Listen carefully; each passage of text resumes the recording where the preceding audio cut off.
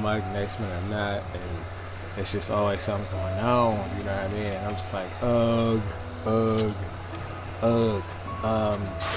The last time I played, I did some pegos and pyros. I finished the weapon. I was surprised because I finished it up pretty quickly, faster than I expected. And I'm like, I don't know if I really should have went with it first, or should I have done the black mage one and Sam. So I'm like, I like the flame. I like the whole aesthetic of it. Like, it's dope. I don't like the shape of it though. I prefer the original shape, the first shape I had, the triangle tip. But you know, I'm like, I'm not afraid of change. I like change, but that was the bad change. So it's kind of like, you know, making me feel some kind of way about it. I'm not certain if if I'm proud of it, if I want to keep it. If I'm just like, cause you can always, once you complete a weapon, you can get it back, you know, cause it changes form and Eureka, so you can go and get your weapon back from at its original state if you don't like the state that it's in after you level it up. See, that was how it was previously, which is not bad, you know. It's shimmery, but you know, not bad. Not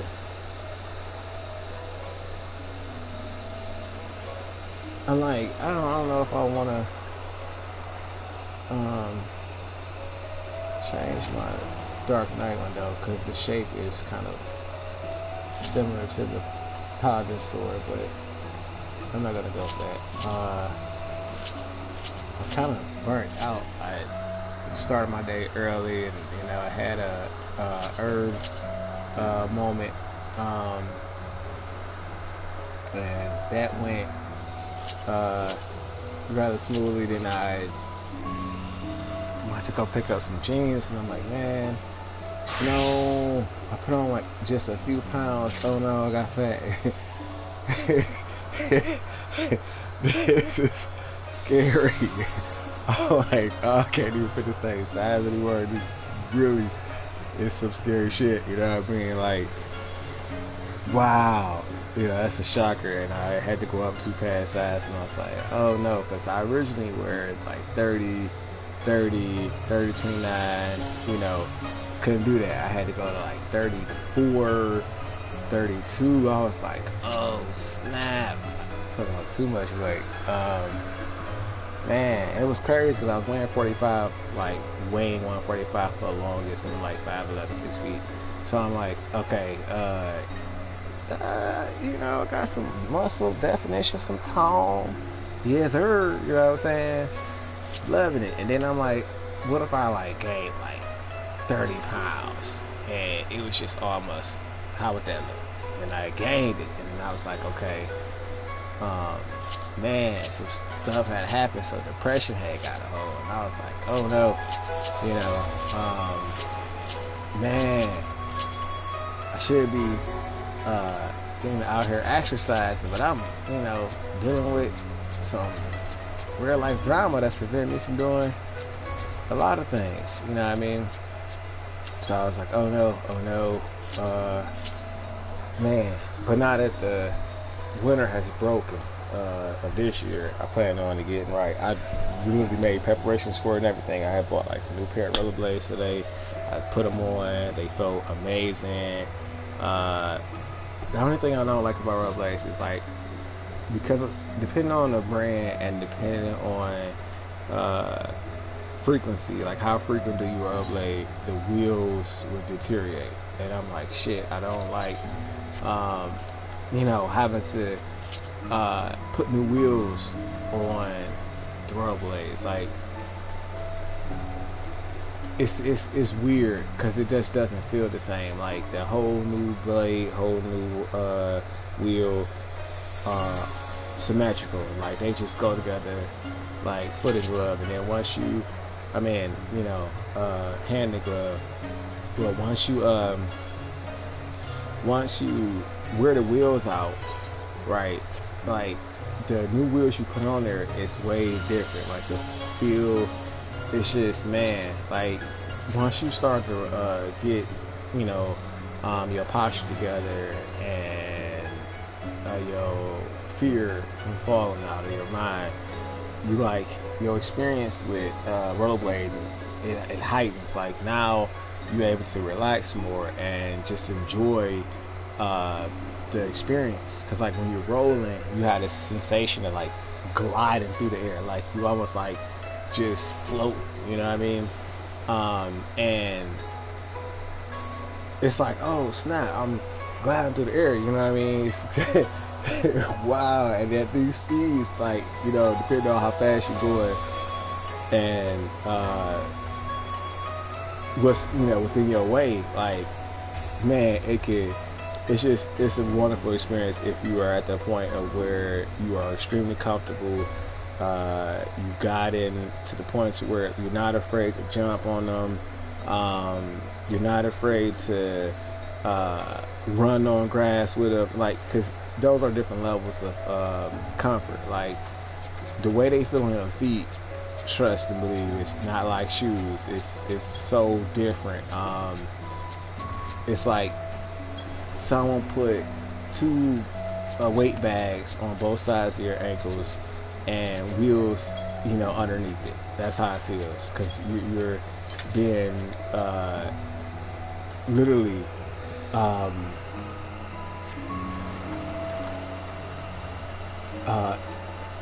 man, kind of, it's weird because it's like it's not controlling, but it does captivate your attention. Like you have to have some attention on it in order to really you know, stay afloat, because your attention kind of controls your posture, your pace, you know, and your experience. So I'm just like, man, I love it for the meditative benefits you get from rollerblading. I love it for the workout benefits, you know. So I'm like, I definitely can use enhancement on that. The more you like practice with your blades and the more comfortable you are, just the overall better it feels when you put them on. It's like going from starting off, oh my god, I'm so afraid I might fall face forward and tear my face up, oh yeah, or, you know, what if I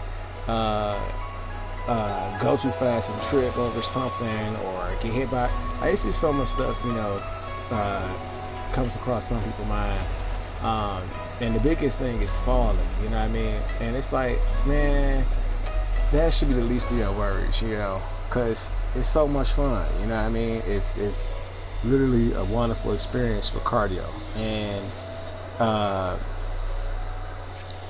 you know, muscle toning. So I'm like, by all means, you know, be able to try, even if you've never rollerbladed before. It's just a good experience for the mental and keeping your body very lean and flexible, you know. A spring in your step, a nice push off if you're a sprinter.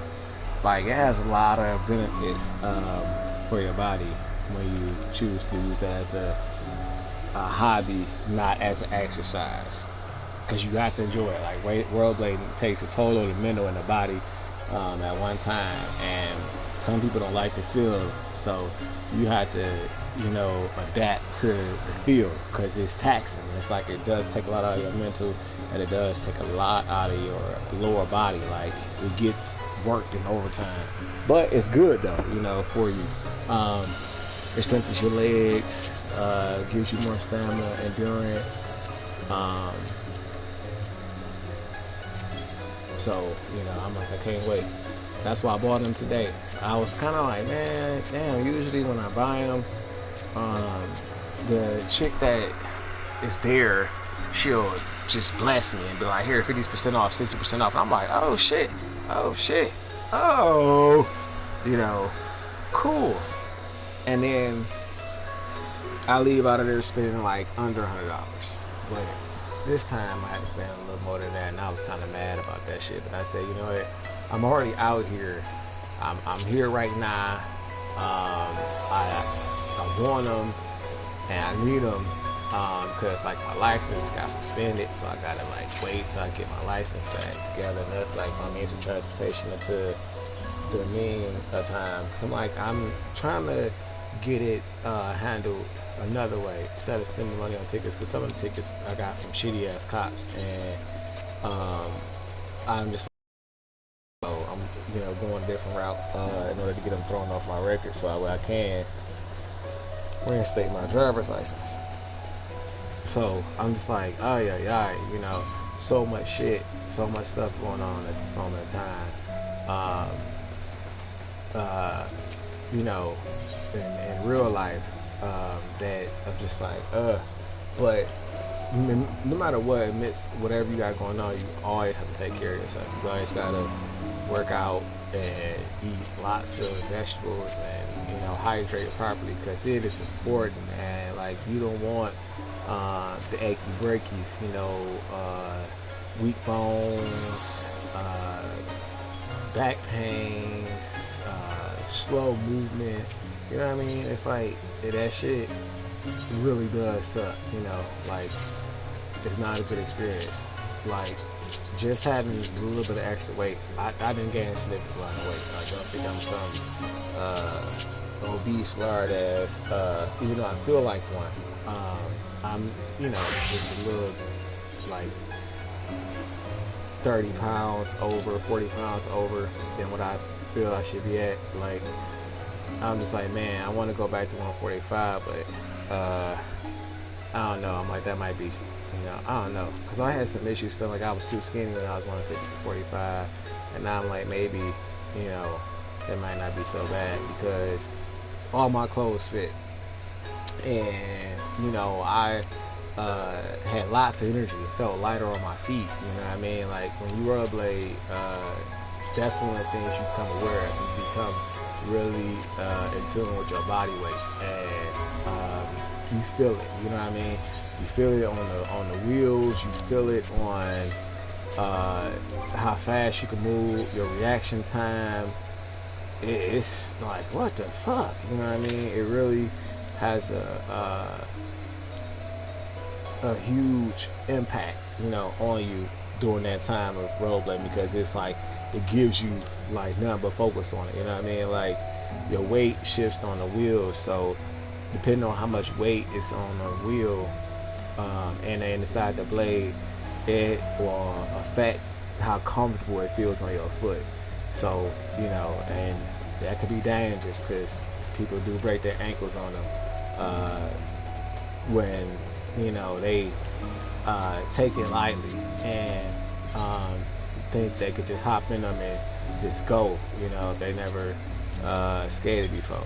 It's definitely a different experience. Like, you can just hop on them and go. Like, you can pick it up fast, you can learn it fast, but some people doesn't work on their posture and balance, because all it takes is one bad slip and it, you crack it, it's over with. Scary, but when outside of that, thinking negatively, as long as you stay, I gotta get my sword back. As long as you stay focused on the experience, concentrate, like on the moment at hand when you're in it, you would be fine. You know what I mean? Because it's like, it just takes a little bit to get your mind off the fact that you're constantly just moving. Like even if you try to stand still, the wheels, with your weight on it, they just gonna gradually roll forward, or sometimes they can roll back depending on if you're on an incline or certain movement that you make, and you have to be cool with that. Like that's the only thing, is because you always moving. You know what I mean? Like the wheels keep you in motion. There's no like, I won't say stability, you know, because if you can master shifting your weight, you can stand still on rollerblades for a moment in time until you have to shift your weight, and then that's when you're gonna have to move around. But you know, that doesn't happen when you're like when you're standing flat on your feet. You know, there's nothing that's rolling, so you don't have that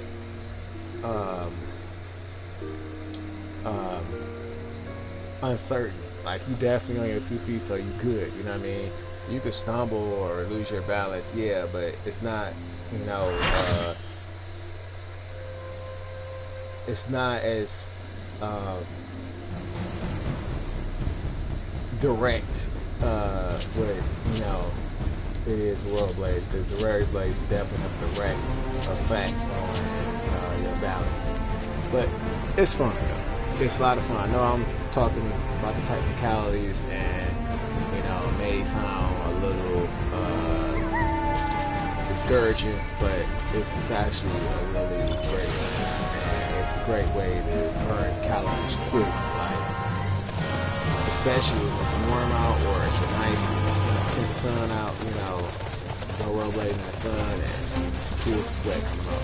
It's great for your skin, great for, you know, releasing impurities from your system, you know, food, waste, junk food especially. And me, I don't personally eat a lot of junk food. I do eat it though, don't get me wrong. I love ice cream, like pineapple orange ice cream, pecan ice cream, cookies and cream, cookie dough from time to time, strawberry, holiday. You know, I have my flavors of ice cream, Blue Moon, but I don't eat that stuff like all the time. I have it every door Klondike bar. You know, I have it, you know, out of the Blue Moon, you know, or if I buy like, if I have a craving for it, I may have it, you know, for a week, and that's it. If I'm back to not, you know, willingly. So, you know, I try to, you know, also treat myself too, because, like, the way I eat anyway, I eat a lot of healthy food, so, you know, I can afford to snack a little bit, literally, even my cookies be like, healthy snacks, because if you look at shit, are super healthy. I think, you know, I'm probably, what? I'm alive. Okay. I was wrong. I'm surprised, because usually the opposite side, I don't know why we bring it back.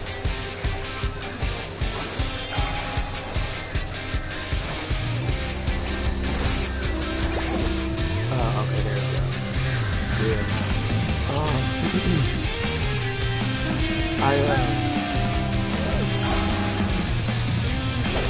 Yeah, I usually don't eat junk food. I really don't. Like, not to a dangerous rate. You know what I mean? Like, my snacks are Lay's potato chips. If I want chips, you know, there's the flaming hot ones, which are bad for you, I know. But there's the plain ones, and then there's plain Ruffles. There used to be the jalapeno lime, but they discontinued them for some reason out here. I went to the store and I was so beat up. I had my roasted red bell pepper hummus at the dipping sauce, and I was ready to go. You know, I was so beat up. I'm like, oh man, it's probably over for this bag of Ruffles real quick. As soon as I get it, I think I'm gonna just, you know, smash the whole bag. Cause I can. Like, you know, I'm like, fuck it. You know, that's what I'm about to do. Cause I haven't had, you know, I didn't have any for a long time, and I, you know, was eating like healthy the last week, like half, basically, you know, really proportioned meals with rice, parsley, tomatoes. I don't like those that much, but some of the meals, you know, came with tomatoes. I was eating Mediterranean food. I'm like, oh, but you know, then there was Alfredo, which Alfredo, hey, man, I like pasta, don't get me wrong, but Alfredo is one of them dishes where it's like, it's so much better when you know how to cook it. You know what I mean? So much better when you know how to cook it. Like, it's easy, peasy. All the pasta in it, you know. Sometimes it's best to cook them a little bit under al dente, like not all the way done, because when you cook them in the sauce, they still gonna cook, and that way they can finish off in the sauce. That's the best way. Like, I found it has the best taste, and it tastes fresh meat. You know what I mean? When I cook my pasta that way. Sometimes I put salt in the water, sometimes I don't, because it does affect the pasta, like, cause you can taste the salt in the pasta, you know what I mean? Cause the pasta boils warm, so in order to cook. So when you're eating it, you know, all that salt you put in there, if you put a lot, you know, it's gonna add up. Especially cheese sauce, because cheese is already full of sodium anyway. But you know, I'm just like, man, oh my God, as soon as I merch somebody with monitor cuts off, I gotta change the cord. Man, this cord is really pissing me off, because sometimes it doesn't do that. And the other cord that I use it a lot on my phone. So I'm like, man, you know, and my laptop.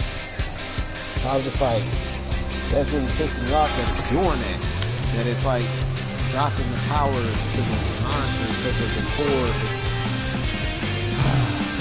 It's not really meshing well with the outlet. Man, let me go get my other charger. I just fuck, bro. And ladies, there we go. I got to come back on, but I'm gonna change it after this. I hate that because it makes it seem like I'm not participating in the feast, and I like doing PvP. All right, let me just take it off. It's not coming back on, so I got to take it out. My charger and just disconnect and connect the other one. Oh man, that's so embarrassing, bro. Like, they could kick you out the game if you standing still for too long, and I'm like, I've been kind of standing still for a minute, so let me move around a little bit. But yikes, you know what I mean? See, I really, man, hate that cord is like that. I switched it, so this should be better.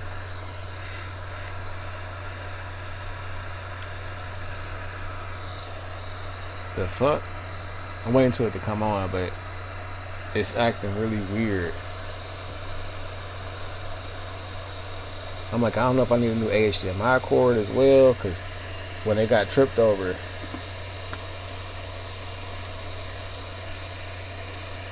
it got pulled the monitor, and I'm like, man, you know, fuck, like, it hasn't been working the same lately, so I'm just trying to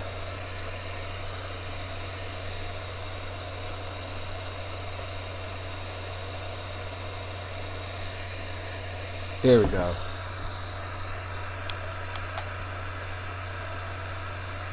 Damn.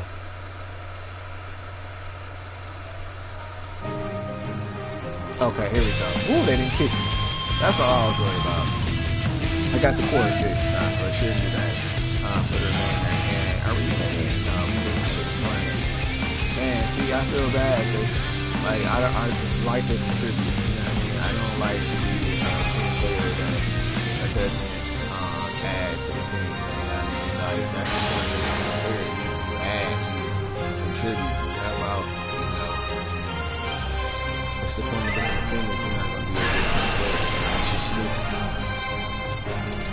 affects you too. You know, especially if you get put on the team, you're not gonna play your best because you're on the team. Like, dude, like, you know, it's the team you're on. It may suck, but if you do your thing, you gonna look good regardless. And if you look even better because you know, you on a losing team, but you're the one that shines. Come on, bro. Some people just are so spiteful that they just end up hurting themselves. You know what I mean? With the shit they do, and you know, the intention is to hurt somebody else. Like, that's one of the things I had to deal with this United States individual. That's one of the reasons why I just like went celibate for a long time. Because I was like, I don't like being after that switched up.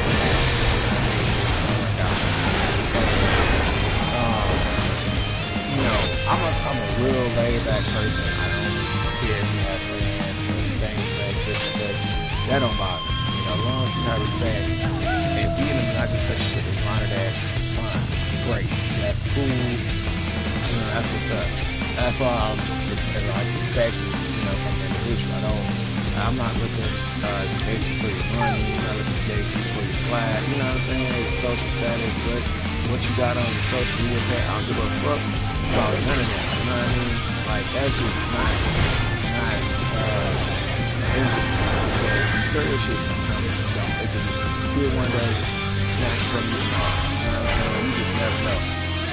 So you should never date a person off of, you know, material gain, material wealth, none of that shit. Because literally, it could be here one day and gone the next. Like, man, that shit is literally fragile and fickle. So I'm like, I'd rather establish a bond with somebody, you know, and, you know, out of love and trust and support, you know what I'm saying, before I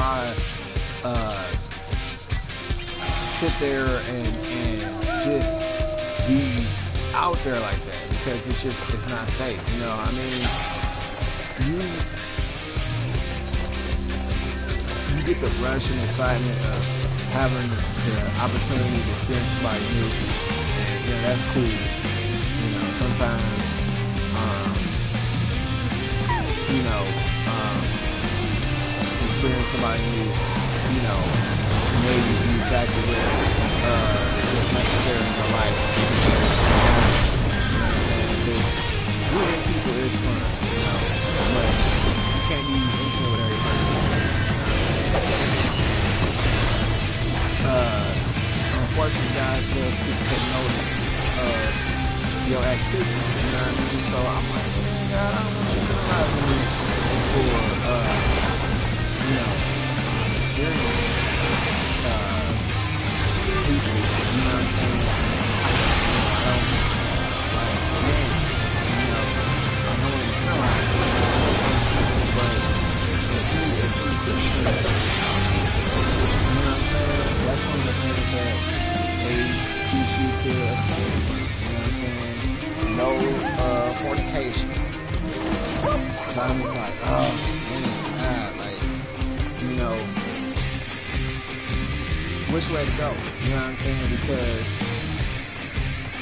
you know, I'm aware of like all these things, the DCs, and how they affect you. You know, like, literally, it's a huge benefit for not, you know, being places, because you don't have to worry about SEVENISH. That's the only benefit you need. You know, really, it's really dangerous out there. But if you do decide to be wild and, you know, deal with people on that tip, you know, you basically playing Russian roulette, and it's just like it's some scary shit, because the experience can be, you know,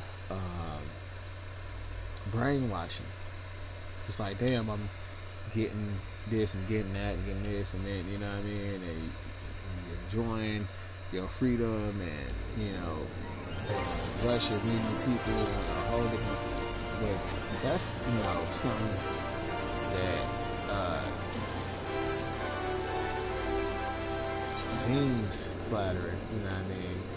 If you're a person who is always ready to pop, but I'm just like, you know, it's just everything has consequences. That's the sad part. Everything we do, and you know, you might as well, if you want to live that life, be honest about that life. You know, say that's what you want to do. You're not ready to be with someone long term, settle down, you know, committed. You're not ready to do that. Don't waste their time.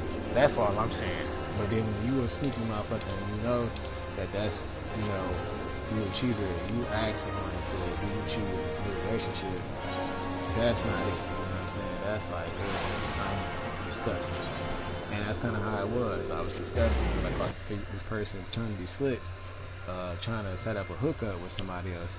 And I was just like, oh no, you know, but does this person know that you really, you know, like, broke as hell, that you staying with somebody else, you know what I'm saying, underneath their roof, and that this person is giving you a free pass, not asking you to pay bills and contribute to the food costs, you know what I'm saying, but you want to set up a hookup with a person that's on drugs. What's wrong with you? You know what I'm saying? So I had to like step back, like, damn, you know what I mean? I'm looking like, damn, like, this person is, I'm not superficial, but when I, you know, compare this individual to people who, you know, were throwing themselves for opportunity, with way more going on, I'm like, oh my God, what am I doing?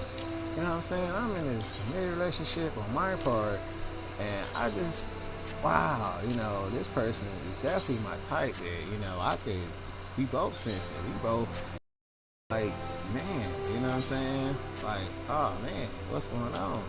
He just had to ask somebody, like, yeah, type of shit. And I'm like, well, you know, I really wish, you know what I'm saying, I was single right now. So, you know, I could just act on instinct, but didn't do it. You know, let it go, and didn't even exchange information. You know, God had put me in a lot of situations like that, and I said, dang, Lord, I'm not no cheater, you know, but you trying to test me, like, if I'm gonna stand on that or not, because I'm definitely serious about that. And I was in a situation where I had caught the ex-cheater, so, you know, I forgave the piece of shit.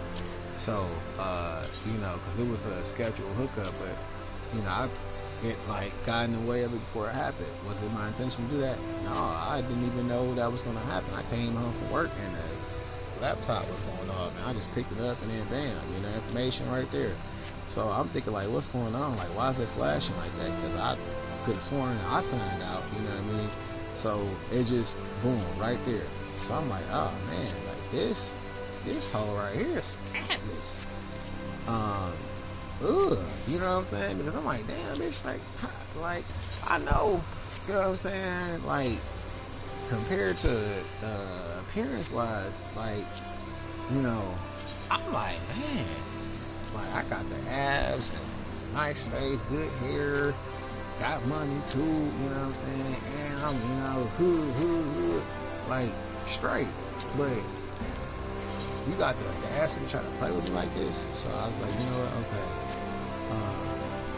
Man, I just started losing more and more respect for the person, and got to the point to where, like, 2 years had went by, 5 years went by, while we was together, while I had the resentment. So, you know, I'm like, I had got to the point where people would openly flirt, and I didn't reciprocate it, but I just, you know, smiled and acknowledged that, hey, I got an option right here. Fuck you mean? Like, bitch on mine, right? You know what I'm saying? And finally just got tired of the bitch and just threw the bitch out. But the point is, you know, I had to, because this person was trying my patience, and you know, it's only so far you can push a person before they snap on you. And for me not to have a situation to where, like, you know, police could have got involved, and it's best that I put the bitch out, you know what I'm saying? So, 'cause I'm like, that's one thing I don't play with people's time, their money, you know, their attention, none of that shit. Like, if I say I'm in it, I'm gonna work it out. You know, if we having hard times, you know what I'm saying? I'm not gonna make it worse by entertaining somebody else. You know, I might just to socialize myself for a minute, not talk to you for a minute, but you know what I'm saying? When we come back to communication, you know, I'm gonna try to work it out. You know what I'm saying? Because that was the point of us being together in the first place. You know, people go through shit regardless, but when you you know, really in love with them, oh, I'm definitely in that. When you're in love with them, you're not gonna worry about you know, a petty ass argument. You know what I mean? You're gonna want to work it out and have them. You know what I'm saying? As a, you know what I'm saying? Your love and support. But you're gonna make it right. But if you don't really love them, you don't care how the relationship go. So I'm just like, oh man, you know, you can tell who you got when just how they handle arguments. You know what I'm saying? So it's crazy. Some stuff that people just ignore to see and other stuff, you know, people make the biggest mistake listen to other people. Like one thing, you know, it's really hard to like detach yourself from doing if you have a bad habit of doing it, is listening to other people's bullshit. Like, and what I mean by that, like, you know, some people, you know, have great advice. They have really good advice, and it could be exactly what you need, right? Get you to where you need to go, get you exactly, you know, right mentally. If you was having some issues with clarity or whatever. And I'm like, man, okay, I appreciate them. But then there's those who are really, really haters. Like, they mask who they are really well. Like, they'll be friendly, they'll laugh at your jokes, they'll, you know, charm you into thinking that they are really, you know, a team player. Like, they fucking with you. And then when you go to them for advice, they say, yeah, you know, go ahead, you should. Why not? Knowing that route is disastrous, you know, knowing that it could cause you ruin or some problems that you might not be able to ever get out of, but they encourage it. They just like, yeah, you do that, you know what I'm saying? Type of shit. And them kind of people, man, I'm like, it's sad because they really out there, you know, they really be out there and they use people like that.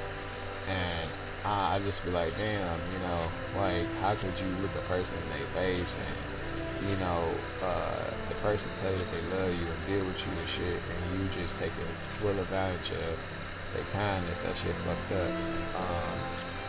You know what I'm saying? And I dealt with one of them kind of people, not intentionally, but, you know, I'm like, what's going on? Because, you know, you, I'm asking you where your mind is at and shit, and you saying that you trying to do this, you in love, you trying to get in a relationship, you know, you want the happy ever ending type shit. And I said, okay, cool, because I'm in the mindset like, look, I'm not trying to, you know, be in a relationship where I can't trust the bitch, can't do it. So, you know, if you plan on being a cheap type motherfucker, you can just go, like, go right there. And, you know, that person was like, no, I'm not trying to. I said, okay. So then, you know, I kind of find out what I find out.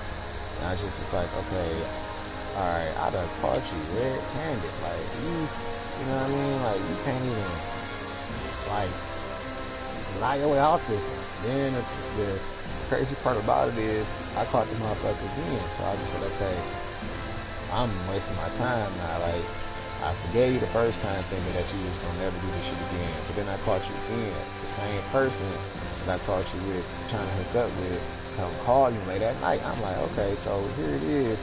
You telling me that you single now and that, you know, you got your mind right and that you want to try it again, and I done, you know, listen to you and gave you the opportunity, and then you turn out to be a whole yuck ass bitch. You know what I'm saying? You still fooling around with that piece of drug addict motherfucker who know you had somebody when they, was dealing with you from the jump, and then you still ain't break up the last person you did with.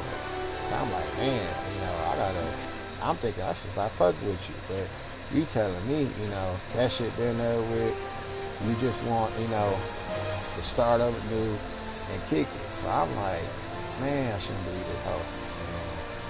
And I got my reasons why, but I'm not even harping on that shit no more. It's just the fact that, like, that kind of experience is what made me go into celibacy for a while, because it was like this person had a bad tendency of trying to badmouth me, making up lies and shit, and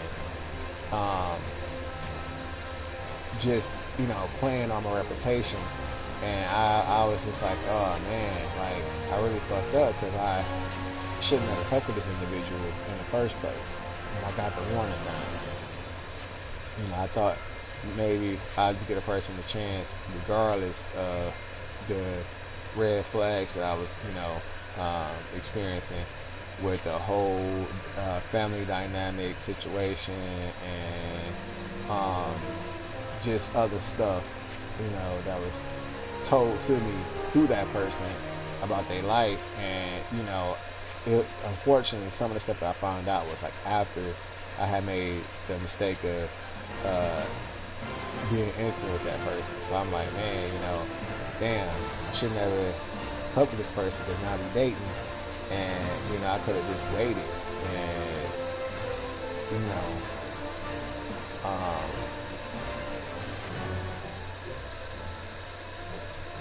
I could have just waited and found somebody better, instead of just living in the moment and allowing that to that's really cheap. That saves me from get the best of me through lust.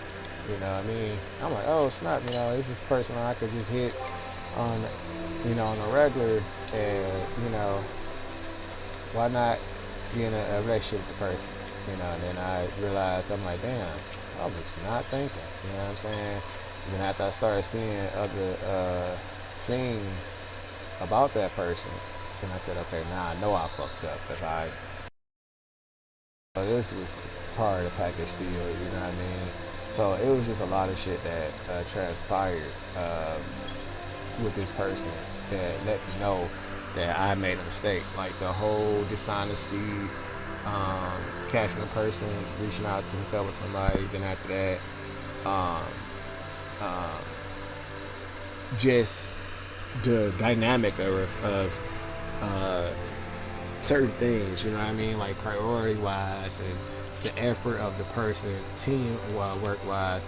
So I was like, I ain't tripping, you know what I'm saying? I'm good. Like, I just know, what people not to fuck with now, and then I realized, like, because I was from in an area where the community is kind of small, it's like I had to deal with people that knew us as a couple, and I just didn't like that shit. So I was just like, oh man, I can't, let me delete this person off my social media page, because I don't want the ex looking through them on my page, you know what I mean? Like, not that I had anything to hide, but I was just trying to just disassociate myself with the person completely, because I was just like, the grandma was trying to get me back in the situation. Like, hey, we have dinner on Thursday, you should come over, and somebody might be waiting on you, it might be a surprise. So I was like, what? I'm not doing that. I'm not fucking with your grandchild no more, you know what I mean?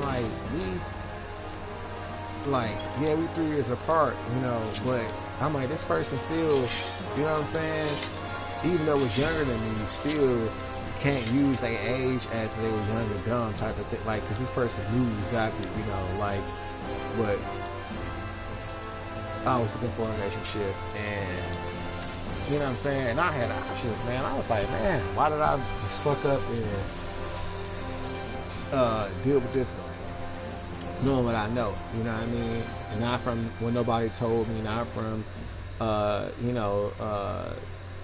superficial shit like, oh, well, this person doesn't have a chisel physique, you know, or this person doesn't have big enough boot, you know what I mean? It wasn't like that. It was just like, you know, mentally, I just saw things that I just could not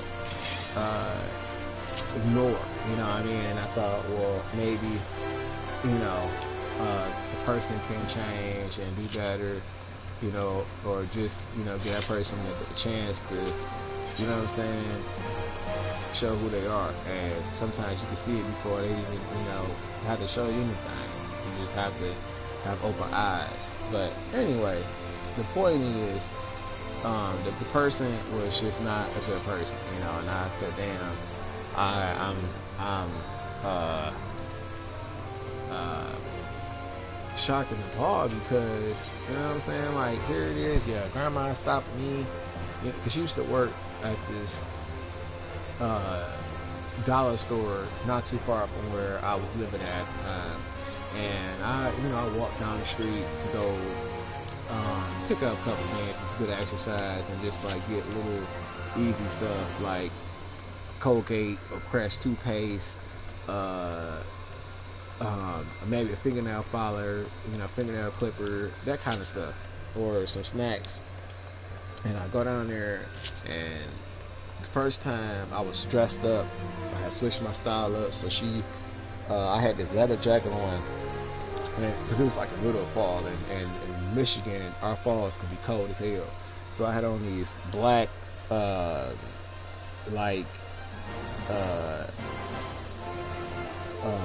jeans, but the material was like, oh man, it was this really airy but thin material that like clings to your skin. So they was like skinny jeans, and I had these jeggings that were like the texture of like sweatpants, but a lot thinner, and they were like red and had some designs on it. So I had them rolled up, you know, and it made the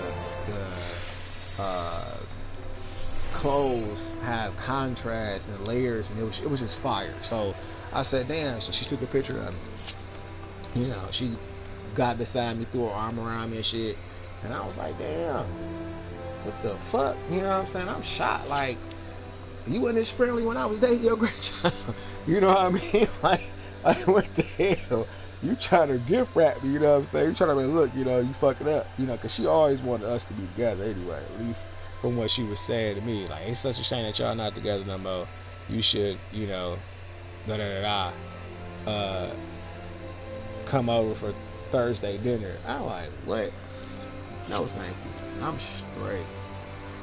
So I didn't fuck with it, you know what I mean? And then it got to the point where I just got tired of seeing it, because it was odd. Like, I'll be in another city going somewhere, like, say for example, where the area I was at in Michigan, like, they have like surrounding cities like Allen Park, Southgate, Taylor, Ferndale, Wyandotte. You know, some of these are farther out than others, but they have, you know, the closest cities is River Rouge, Lincoln Park, Allen Park, and Melvindale. Like, they are in really close proximity. So, you know, I'll be like in Allen Park, and then all of a sudden, you know, she'll pop up. I'm like, what the fuck? Where did she come from? You know what I mean? Like, why is she here? You know what I'm saying? At this moment in time, this is okay. Maybe it's because, you know, just coincidence. She had to shop or something. I don't know. You know what I mean? It was just, I couldn't explain it. Then it just kept happening and happening. And I was just like, okay, something is weird. Like, I feel like she keeping tabs on me and shit. Like, what the fuck? But, you know, I eventually, she realized I just was really not trying to go back, you know what I'm saying? So she stopped even tooting her horn and acknowledging me, you know, when she walked back, because like for a minute, my license was suspended, and I was rollerblading like crazy, you know, and taking Ubers and Lyfts and you know, cabs and shit. But I was like, man, you know, most of the time I just rollerbladed because I'm like, I needed to exercise, and I didn't, you know, like being, I just can't do it. I can't be fat. I can't do it. I'm sorry, I can't do it. I refuse. I can't do it. But, you know, I just didn't want it, because like, being overweight comes with so many problems. It comes with more, body odor, harder body odor, sluggish, movements because the weight slows you. I'm straight. I like to be light and airy, and putting on these couple pounds that show me why it's good to embrace your figure if you feel like you're too skinny. You know what I mean? Like, that was one of my things. I thought I was just too skinny, and then I put on this extra weight, and now I'm feeling heavy, and I hate it. So thank God I'm not obese though. I'd probably cry, and I wouldn't even be on the game. You know what I mean? I'd be losing my shit. But I'm just like, you know what? I'm straight. I don't want to be heavier than what I was. 145 was a good weight, and if I get to I haven't weighed myself in a minute, but I think I'm 180 or something like that. Even if I get down to maybe 165, I'll be okay with that. You know what I'm saying? I just feel so sluggish. It's weird. Even though I'm not heavy though, it just feels so nasty. I just don't like it. So I'm working on that. And that's why I got the rollerblades, and that's what I did today. But I be going on little tangents because everything is connected, everything is intertwined. You know what I mean? But eventually, when you learn how to full circle things, you know what I mean? I had to reevaluate, some things. So I was like, man, some people are the way they are because of how they grew up, their parents, the environment they was in. A lot of factors factor in when a person is developing into who they are. And one of the main things that really matters is the mind, mental fortitude of a person. If their mind is very strong, then they can overcome anything, and sometimes even come out better than what they was when they went in. For some situations, some traumas can change the way you move, you think, how you process stuff, everything. And that when that happens, it's like, ooh, crap, you know what I mean? It's unfortunate that you had to endure some shit like that, but it happened, you know what I mean? So, learn what you can from it and apply that knowledge to how you move, if you overcame it. If you still suffering from it, find you a way to get out of that shit. Because it's nothing like carrying dead weight, you know what I mean? That was kind of like the purpose of the EUREKAZ song, Bag Lady. It's about a woman carrying dead weight, you know what I mean? Carrying all the things that she done went through in life. Some, can be just slowing you down, forcing you to miss opportunities because you carrying that weight, you know what I mean? And you can't hurry up. So, that's like, that song is a great song, by the way, and it definitely helps, you think, it's thought-provoking, but the mental is everything, you know what I mean? Because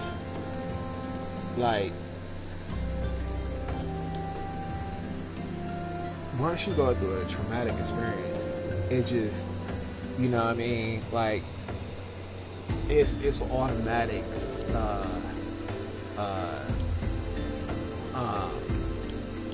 caution adjuster.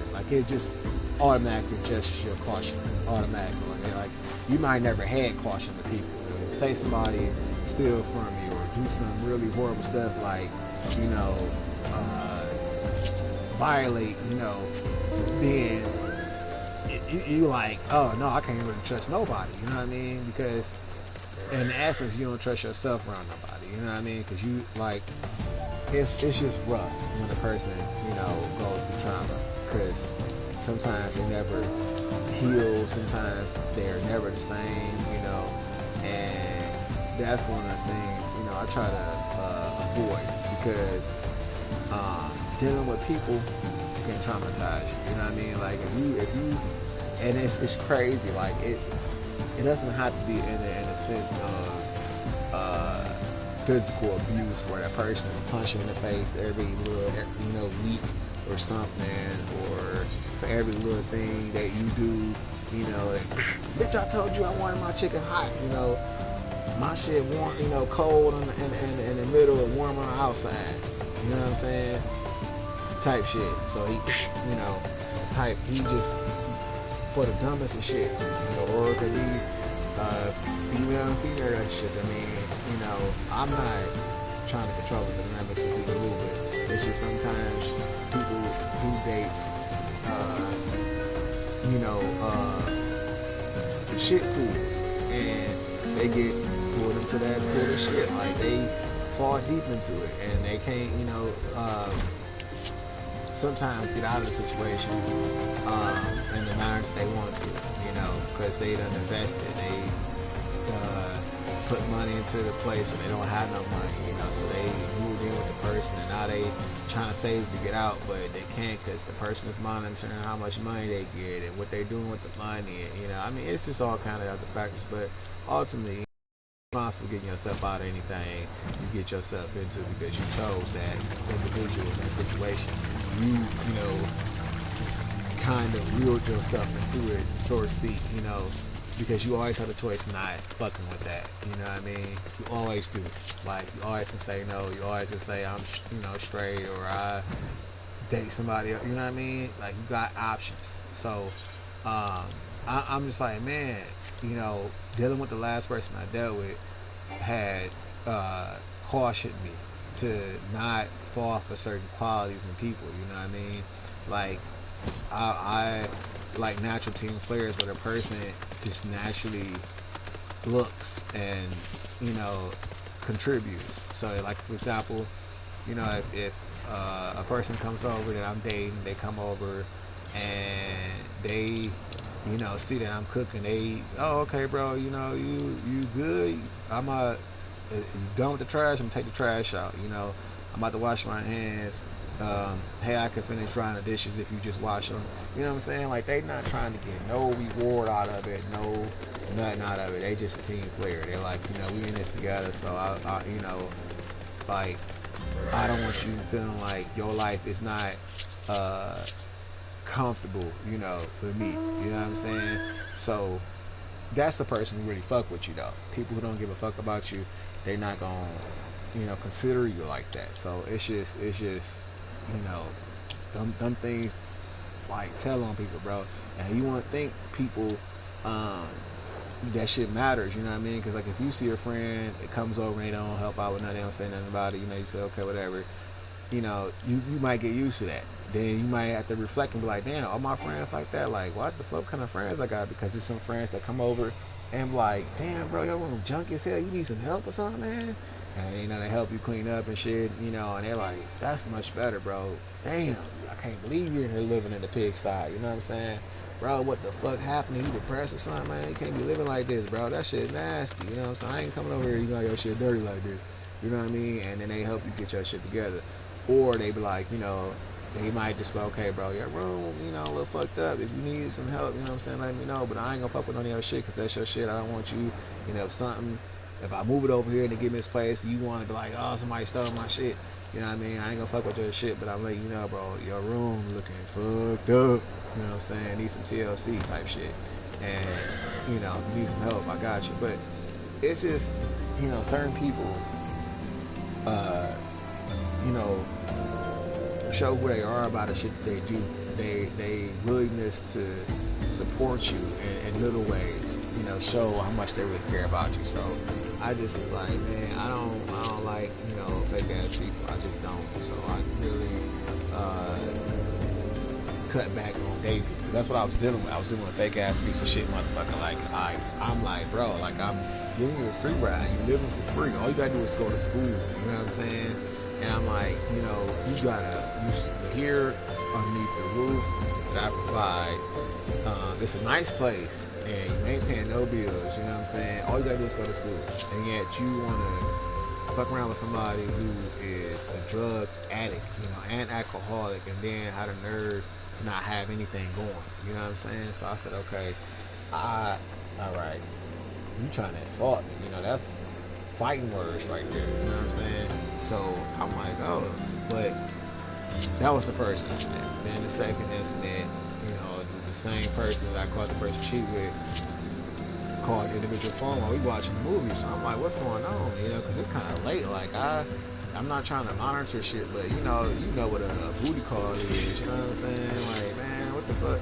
So I'm like, oh, okay, you a lying ass bitch. You know, so I tried to slip up out that situation, and that piece of shit was like, will you marry me? And I said, okay, you know what, man, blood shocked me, you know what I'm saying? And I was like, I don't know, man, I don't know, because this bitch is a cheater, and if I commit to this, you know what I mean, like, I already caught the bitch twice, so it's like, what the fuck, why should I ask the bitch again, you know, like, again, if they're gonna be monogamous or not, you know what I'm saying? Like, when you breach your little verbal agreements, when you do spiteful shit and no honor your word, it has a cosmic effect on you too. You know what I mean? It like corrupts the potential of you meeting new people. You know what I mean? Because now you gonna, you know what I'm saying, the karma you put out there, the people gonna be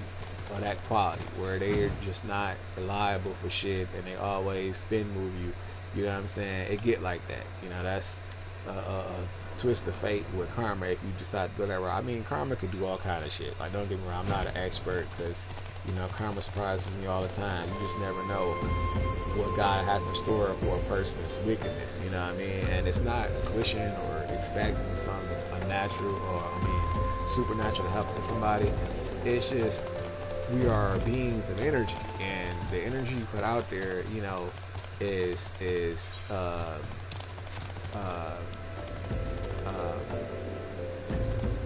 filled with the intentions and the mentality of what you're doing behind it. So, you know, if you have good intentions, loving, caring, pure, when you put that energy out there, you know, you are gonna, you know what I'm saying, like, it's gonna be welcomed by the universe and it'll be reciprocated. But if you putting fucking energy out there where you hurting people, taking advantage of people, you know what I mean, eventually that's gonna be you that gets taken advantage of and hurt some kind of way, you know. But it's gonna be the equivalent of all the wrong shit you've been doing in one, you know, experience, you know what I mean? Sometimes it can last, you know, depending on how bad God wants to sit you down to get your attention, to reroute you on your life, you know what I mean? I'm just like, that shit is real, because, you know, people do 180s and they switch up who they are because of, you know what, traumas. And sometimes God will put you in a situation where you get traumatized, so you don't fuck with it no more. And other times, you know, shit that's unsavory happens to people and it turns them a turn for the worse, and that shit is sad. But sometimes it's not the person's fault. It could be just, you know, wrong friends, wrong place, wrong time, you know, all kind of other stuff. But mostly our misfortunes and unfortunes and the events happen due to the stupid ass decisions we make. So, you know, you just gotta be careful of the decisions you make. You know what I mean? Like, trust your spirit, most importantly, and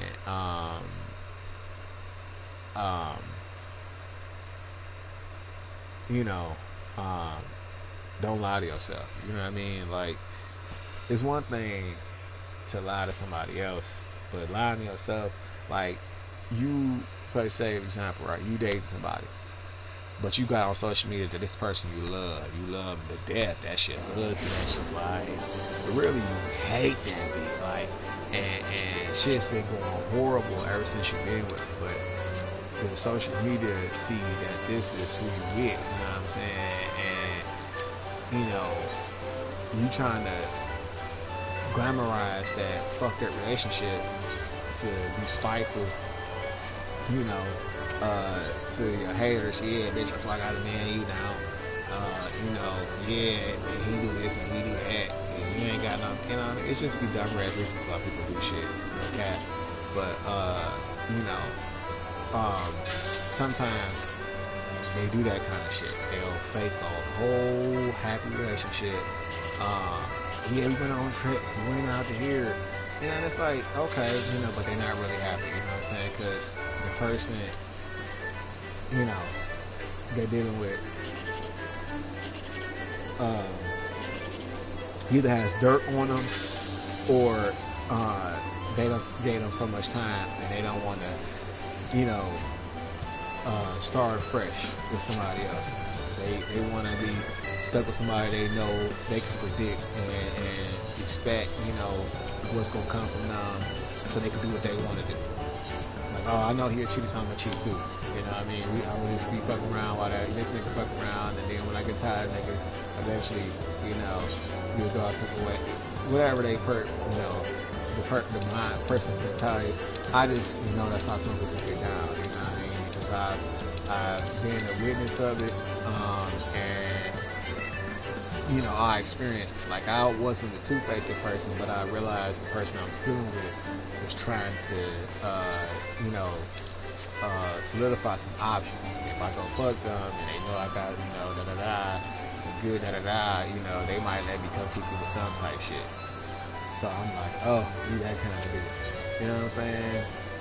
Disgusting. But I don't, you know, again, I'm not bitter about the situation.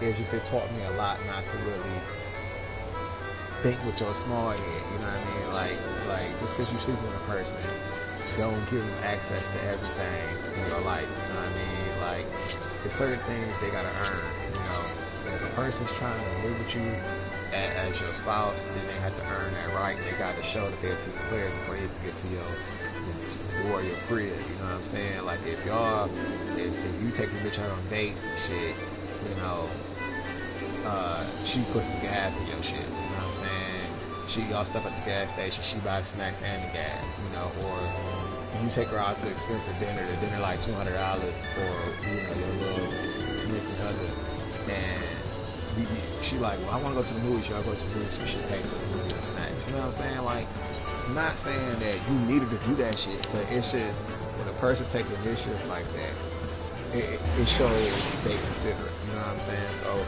and it shows that they are a team player. And I like when they shoot people like that. And you know, I've had people that just, you know, took the initiative. So I'm like, okay, and just want to be fair across the board. So I'm like, I know the difference between a user-ass person versus somebody that actually is trying to, you know, be in my life on that level. You know what I mean? Like, love and care and, you know, fun times. So I'm like, I ain't got time to play with somebody, you know, like, you know, mentally, like, you want to get into somebody's head and make them think this and make them think that. And it's like, no, I'm straight on it. You know, be straight to the point to what you want. You know what I mean? Like, it's no need for head games. You know what I mean? Like, not when you're trying to get to know somebody. Now, after you done got to know them and the person knows they can trust you, then you can play head games. And I don't mean head games that are vindictive, spiteful, and imply that you're a cheater, or imply that, you know what I'm saying, you doing shit with somebody else. You know what I mean? Like nothing that's going to come off disrespectful or unfaithful. You know what I mean? Like shit that's like enticing. Like so, you know, don't you work at so? I mean, this is saying, like, y'all done been together for 4 or 5 years and you comfortable with your spouse knowing where you work at. It's like, well, damn, I could have sworn I seen a bad bitch in the car outside, you know, with just a trench coat on, you know, ass tooted up, ready to go. wouldn't that, you know, the car that you was driving in, you know what I'm saying, and she got the extra key, and you come out there and boom, you know what I'm saying, hot and ready, like that type of shit. Like that's fun head game type shit. That shit I could be like, okay, I'm glad I got this bitch. But you know what I'm saying? Now when you trying to play like you are cheated and you trying to throw the infidelity in somebody's face, like, you know, I would knock you the fuck out playing on me like that. You know what I'm saying? And then when people get lashed on, they want to call you crazy. It's like, but you know what you were doing.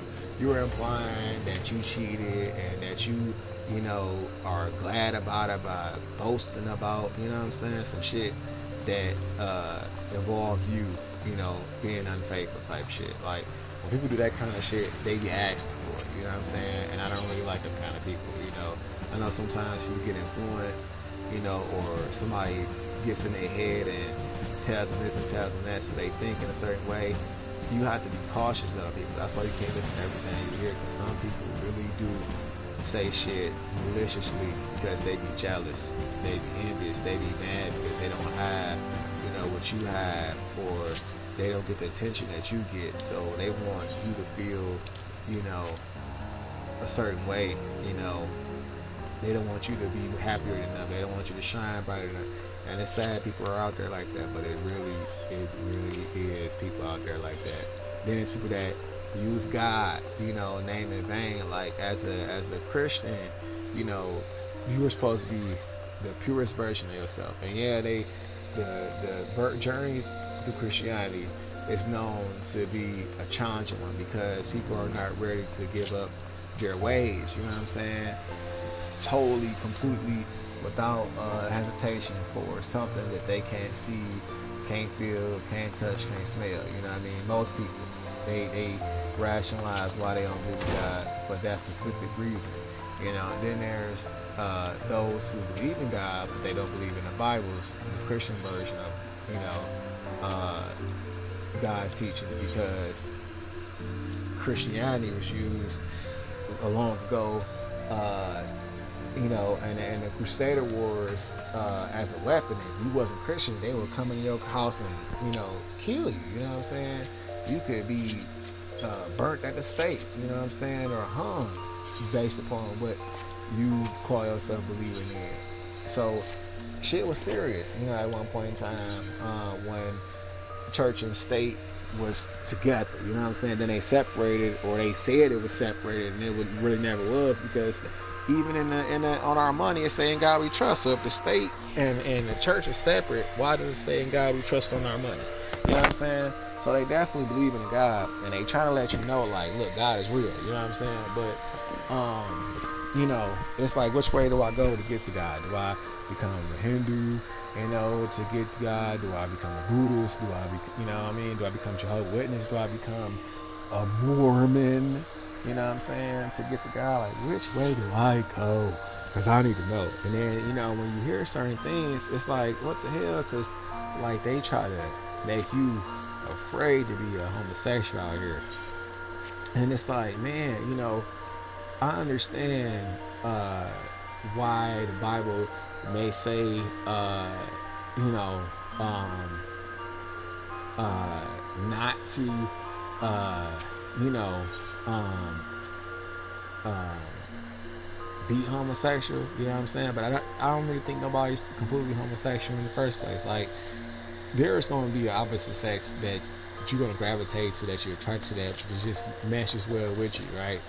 That is a suitable partner. You know what I'm saying? That's a partner that's just naturally popped up in your life. You know, like, if you end up building a relationship with a woman that you know she's beautiful and she knows she likes you, and she's thought about having your kids, she thought about what it would be, you know, she even let you know, like, what if we ever had kids? You know, no, we're not having sex or anything like that, but what if we ever had kids? And, you know, you sit there and think about the shit and like, you know what, what if? You know what I'm saying? Like, dumbest relationships you want to have kids with, because that woman like that, you know, that you have bonded with, and they know who you are as a person, and where your interests are, and they don't judge you for it, you know what I'm saying, and they still talk to you like that, like that's a good person to have a kid with. You know, that's how you can procreate and still abide by the Bible when it comes to procreating, because really, you know, they only shun it for the fact that if you commit to that lifestyle and don't, you know, have a moment of heterosexuality, you know what I'm saying, you're not going to procreate, you're not going to spread your seed, you know, so you're just going to die out, you know what I mean, and God may want to use your gene pool, you know, as a way, you know, communicating with the people in this world. Like with so many kings, you know, in the Bible, the blood was, you know, blessed. The bloodline was blessed because the God will come to the fathers and then come to the sons and bless the sons, you know what I mean, with flocks and health and prosperity, you know, just all kinds of different things that ran through some bloodlines. So, you know, it's like, okay, this is what they talk about, you know, in the Christian Bible. Then you have the books of Enoch that talks about, you know, was it Metronome, the angel Metronome, Metatron, Matrion, I think it's Matrion, the angel Matrion, and you know, he started off as a human being, and God liked him so much because he was so obedient that he transformed him into his highest level of angel, like made him run shit, and you know, gave him wings and all these different powers and jewels that controlled, and you know, the elements, and I mean, souped them up, and his kids were blessed after that, you know what I'm saying, as well. So it was just like, wow, you know, when God level you up, God level you up. But it's just in these books they talk about superpowers, you know, literally, and it's like, damn, if you saw that in today's society, you'd be done lost your damn mind. Like, oh my God, this shit, you know, this is mutant, monster, demon, you know what I'm saying? All kind of different names you would, you know, depending on where you at in the world and the mentality of the person would utilize, you know, to address what they seeing. You know what I'm saying? So it's like, damn, you know, you really don't know what to believe. You know what I'm saying? Because the Bible also talks about magic too. And the Egyptians, you know, magic was a part of their culture. And then the Mayans was sacrificing people. You know, so it's just like, but who was right? Because the Egyptians were very advanced. They were making, you know, literally, you could call it potions and shit, using honey and other stuff to use as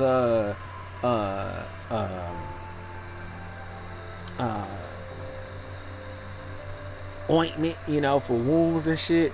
And even though they had some, according to, depending on where you do your, you know, research at, some off the wall shit too, but some scary stuff. But ultimately, you know, they had a lot of things that excelled them at beauty, like eyeliner,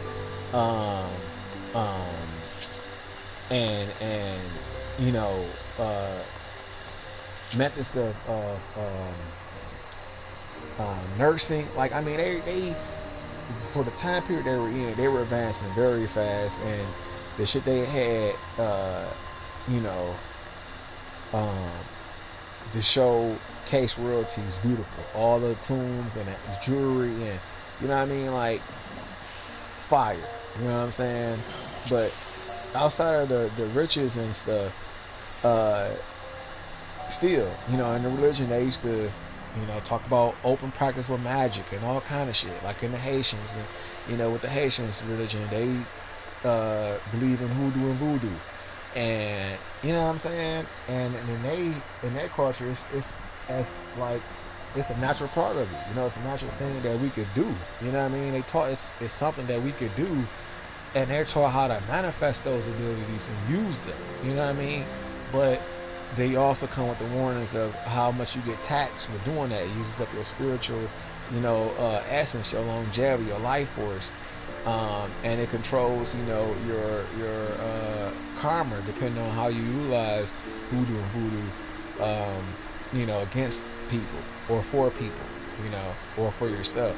So I'm just like, man, it's a lot of shit going on in the world, and who's to say what's fake and what's not when it comes to the supernatural realm, like spirits and devils and demons.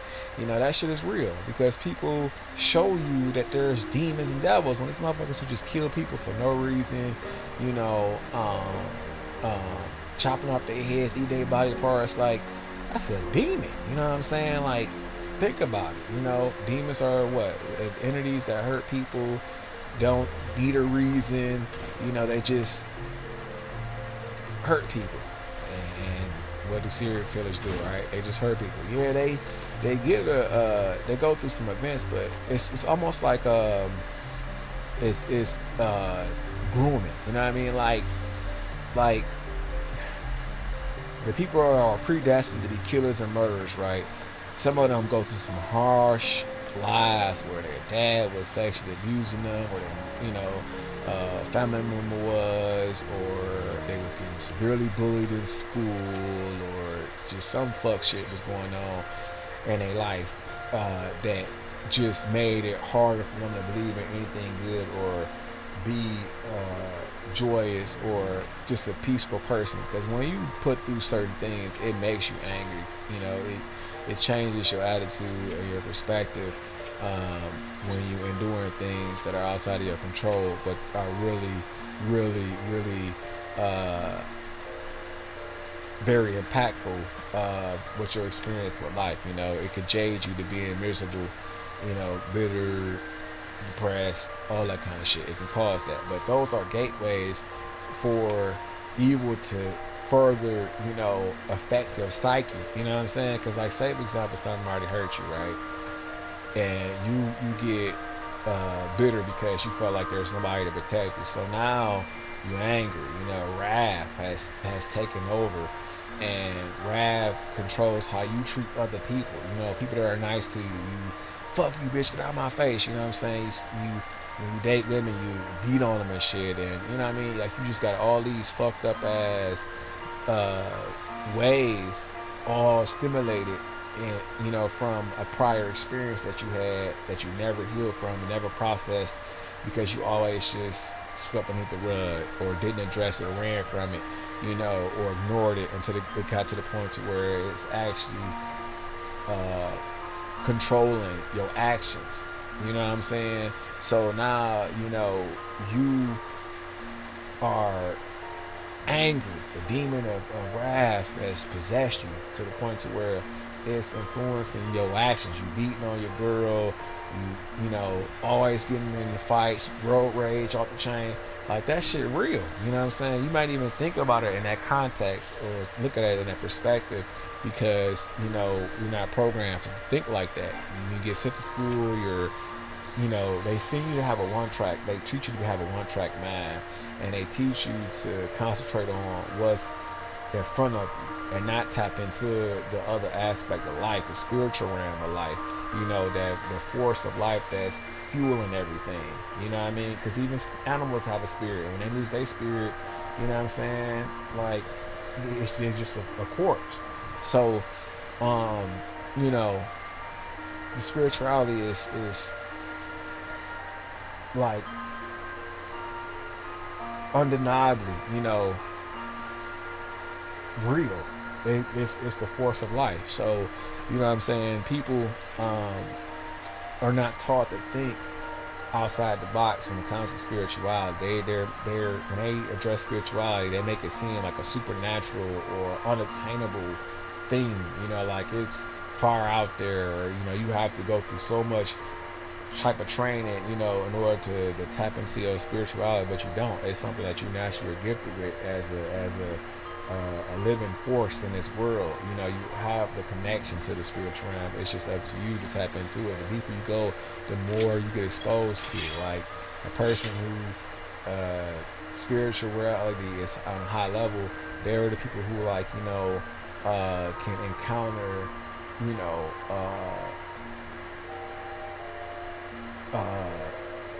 limbo beings that are stuck in limbo, you know, ghosts and shit, that linger. You know what I mean? They can have contact with them via nightmares, you know, or aka supposed hallucinations. You know what I'm saying? Like,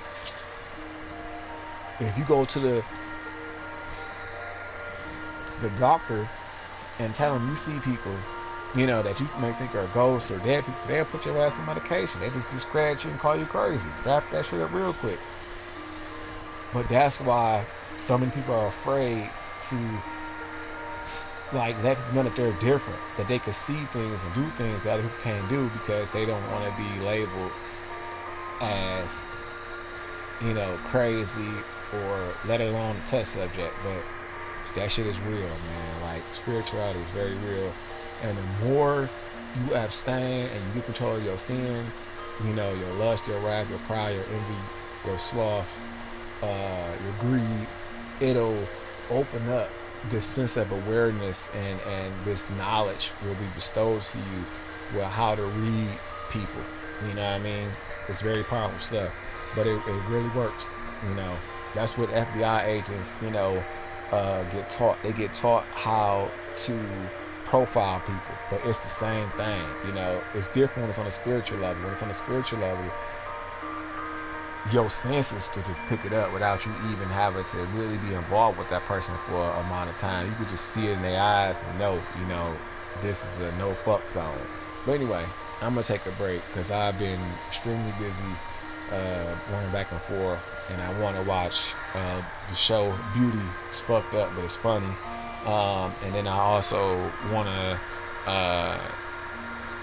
get back to relaxing. You know, when I play video games, I have to concentrate on the game itself. And right now, I really can't concentrate.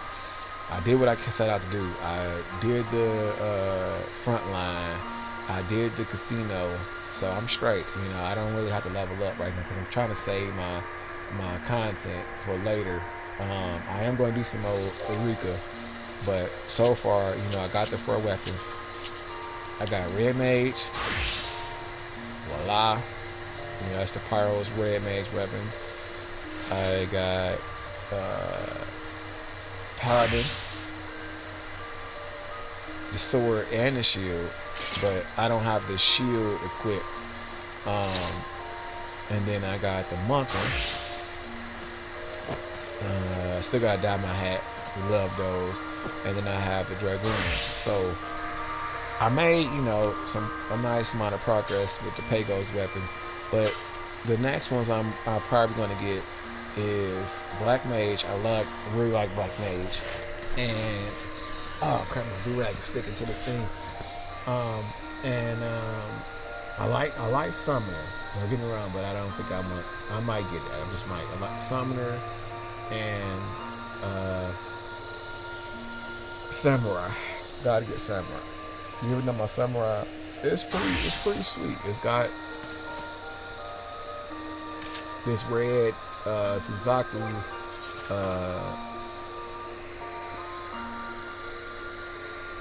sword that looks pretty dope.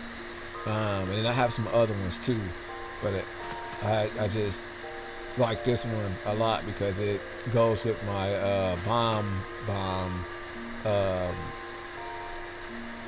What's that? I think it's not a kimono. It's called I forgot what they call these things. But yeah, like that. And I'm like, okay, cool. Oh, I meant to look at the camera to see what I put in here. What gear? Yes, I did put a lot of shit in here. Damn. Okay. I know I have some level 60 gear in there too. Yeah, see? Where is the dragoon shit? There you go. Oh, see, I could have gave this to her.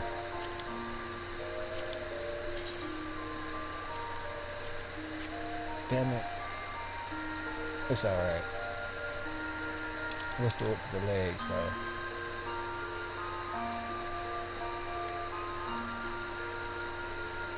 Yeah. All right.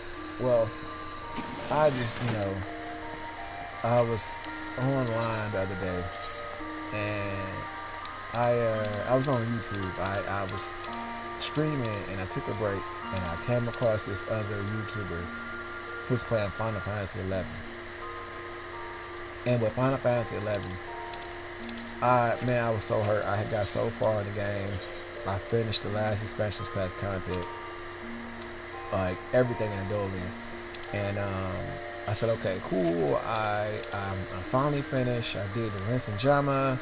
I did the other little forest or woods, whatever you want to call it, the Limbo Woods, Limbo Forest, and finally had mastered my class I had assigned to what? I finally had mastered the class after going to the Limbo Forest and farming capacity points, and then this cave where, man, the monsters, oh my god, like they had so much HP, and we would kill them one at a time. No, yeah, or was it a group? No, it was a group. You gather all of them in a group, and then we would spam our attacks. I can't remember if I had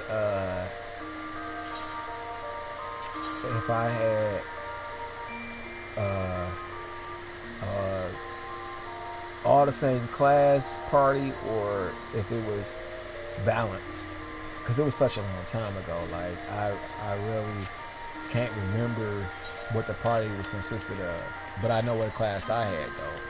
And I'm playing and playing and playing. I'm like, damn, like these capacity points do huge increases on your stats. Like, I mean, super HP, MP, your attack, your defense. I mean, you just get souped up. So when you go down to like the first zone where you were originally at, like they can't even touch you. Like it's just crazy how strong you become after you get all the capacity points. Like they literally make you like a god level character.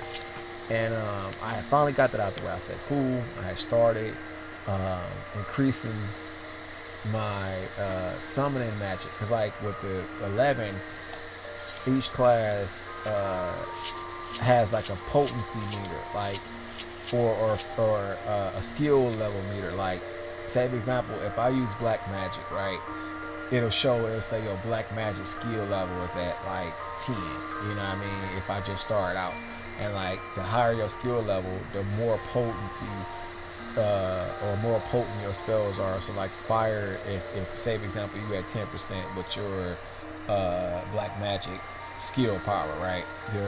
Black magic can do like maybe 500 damage, and then you get to 100%, then it's like 5,000, 500,000, depending on the gear you got on, and what level fireball. Like if it's fire 1, fire 2, fire 3, fire good, fire jug, you know what I mean? Like, because that's how they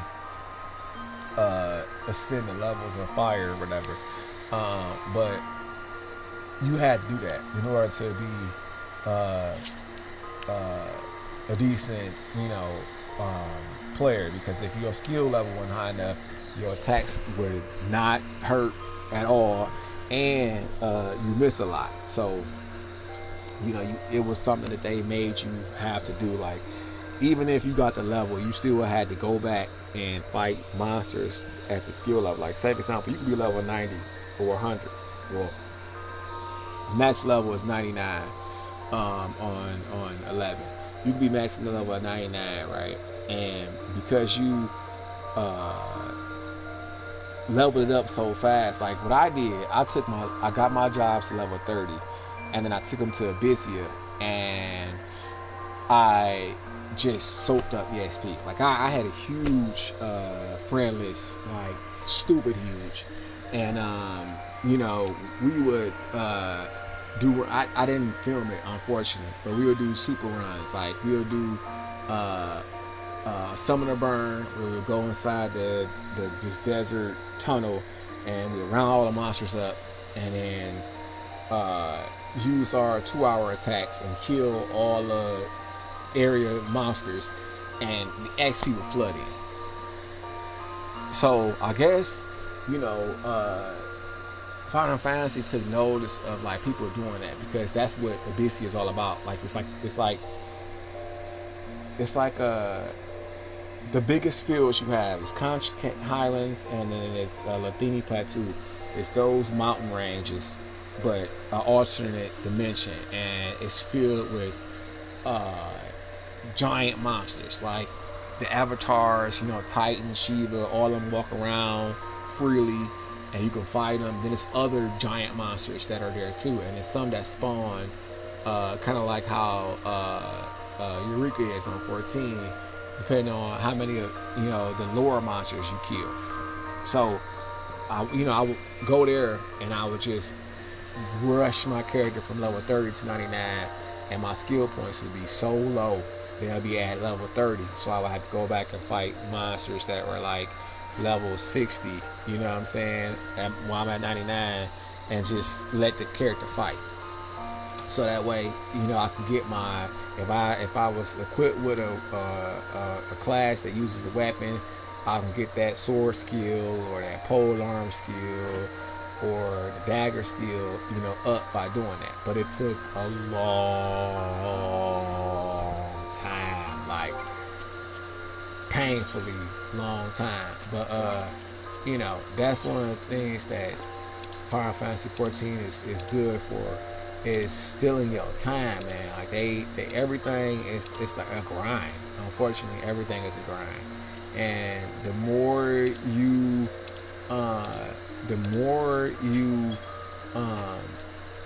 get farther into the game, the more you gotta grind, man. It's always something, but it's fun though. It's a really good RPG MMO. I think it's a lot better than this one, to be honest. Even though you can fly in this one, the combat was just so much better. Especially Summoner. Like Summoner fails in comparison on here than it does to 11. Like 11, you summon your avatars, the little primals, and they're an exact image of how you see them. Like when you first fight them, you know, that's how they use. Like the shit they use where you're fighting them, you get to use those same attacks too, and you get to tell them to do it. Like on here, your avatar, it doesn't attack. You know, it's on a roulette of each one. You know, the wind, Garuda, Earth, Titan, Fire, Ifrit, Water, you know what I'm saying? Like it's rotated according to what's shining on your hotbar, right? But on 11, like if I wanted to, like, okay, say this is the summons, right? If I wanted to summon Fenrir, right, I would just summon them, and then I'll have all these attacks at my disposal, all of them, everything he can do, and each one has a cooldown time. And then he has weapon skills too. Like after he gets to his limit break, you can use his weapon skill or his special attack, you know, after his meter builds up as well. So, and you get to like command it, you know, literally, like you like, okay, stand right here, and it'll stand, and then you can say go over there and attack without a specialized attack. Like with Shiva, she has axe kick, diamond dust, slap, blizzard, you know what I mean? You could tell her to do any one of those attacks and she'll just do it, you know what I mean? And then once she does her attack, she'll stay in regular combat until you make her execute another specialized attack, until the enemy is dead. And then if you're running and an enemy comes up on you, as soon as you pull out your weapon attack, the avatar will go over there and attack you and wait your command. Fire, man, so much better than it is on here. And you have a good variety of summons. You have Carbuncle starting off, but then you can get Ifrit, you can get Shiva, and it all depends on your fame too. Like you have to have a certain level of fame in the game in order to get the quest to open up to you. It was a trip playing with Summoner on there. Like on Summoner, you know, you just you can get it off the rip if you start off in Limosa, whatever the fuck it's called. I think it's Limosa. Let me look. You know, you could get it at the beginning. Oh, Limsa, yeah, Lamensa. Okay, Lamensa. You can get it if you start off there. You know what I mean? And if you play in Gardania or if you play in Uda, you have to wait till you get there via the airship. But once you get there, you can pick up the class. But there, you know, you're stuck with Carbuncle. And Carbuncle has its different variations, yellow, red, and you know, you have these attacks. Now the attacks that Summoner get on 14 are a lot more flashier and cooler than the ones on 11, because 11, your weapon skills are based upon the weapons you get, because like summoners and 11 can use long staves or wands, and sometimes even shields. You know, if you have a wand that's one-handed, you can give them a shield too. But the weapon skills look shitty with staves and wands. You know, but that's the only like flashy, fancy thing you could do while using, you know, the weapon on summoner. Everything else is magic. You know, all of this is summon magic. And then the cool thing about Final Fantasy 11 is that you could have a sub job. So if I was playing with Summoner, I could sub White Mage or Black Mage, and I can cast, you know, spells while I have my avatar out. You know, fire. Or if I want to be a Dragoon, I can summon my avatar pack, and I could also play with my dragon too. So you get a lot. You get a lot of shit, you know, to do in 11. It's so much more flexibility, like as far as your classes and the compatibility, because you could be two jobs at once, and that's why it's so fun. And the jobs are more freer. Like with the summoner, you know, you could get gear that cuts your MP cost. So when you summon your avatar, you never run out of MP unless you cast an attacks.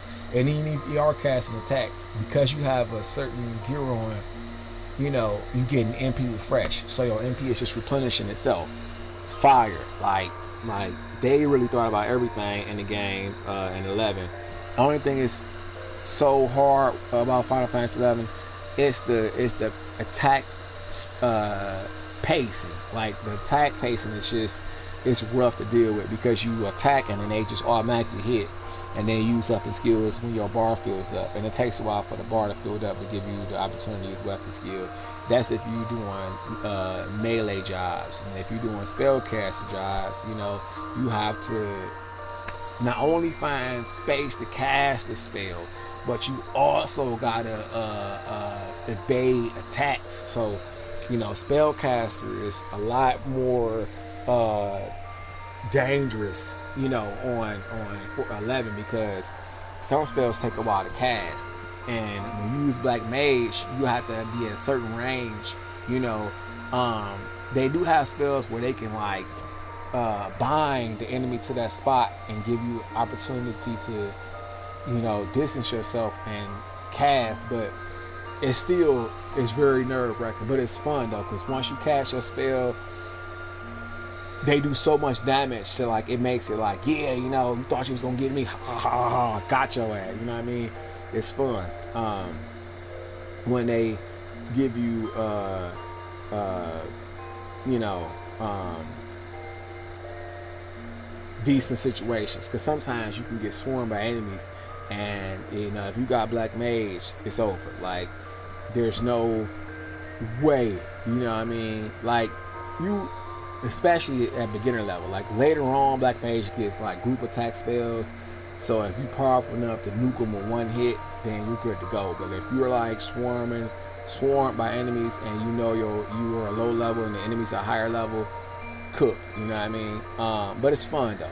It's a lot of fun. Like I love Black Mage so much on 11 than I do on here, and I love Summoner way more on 11 than here. Like I love Summoner on 11. Like it's my #1 favorite. It's just not mastered.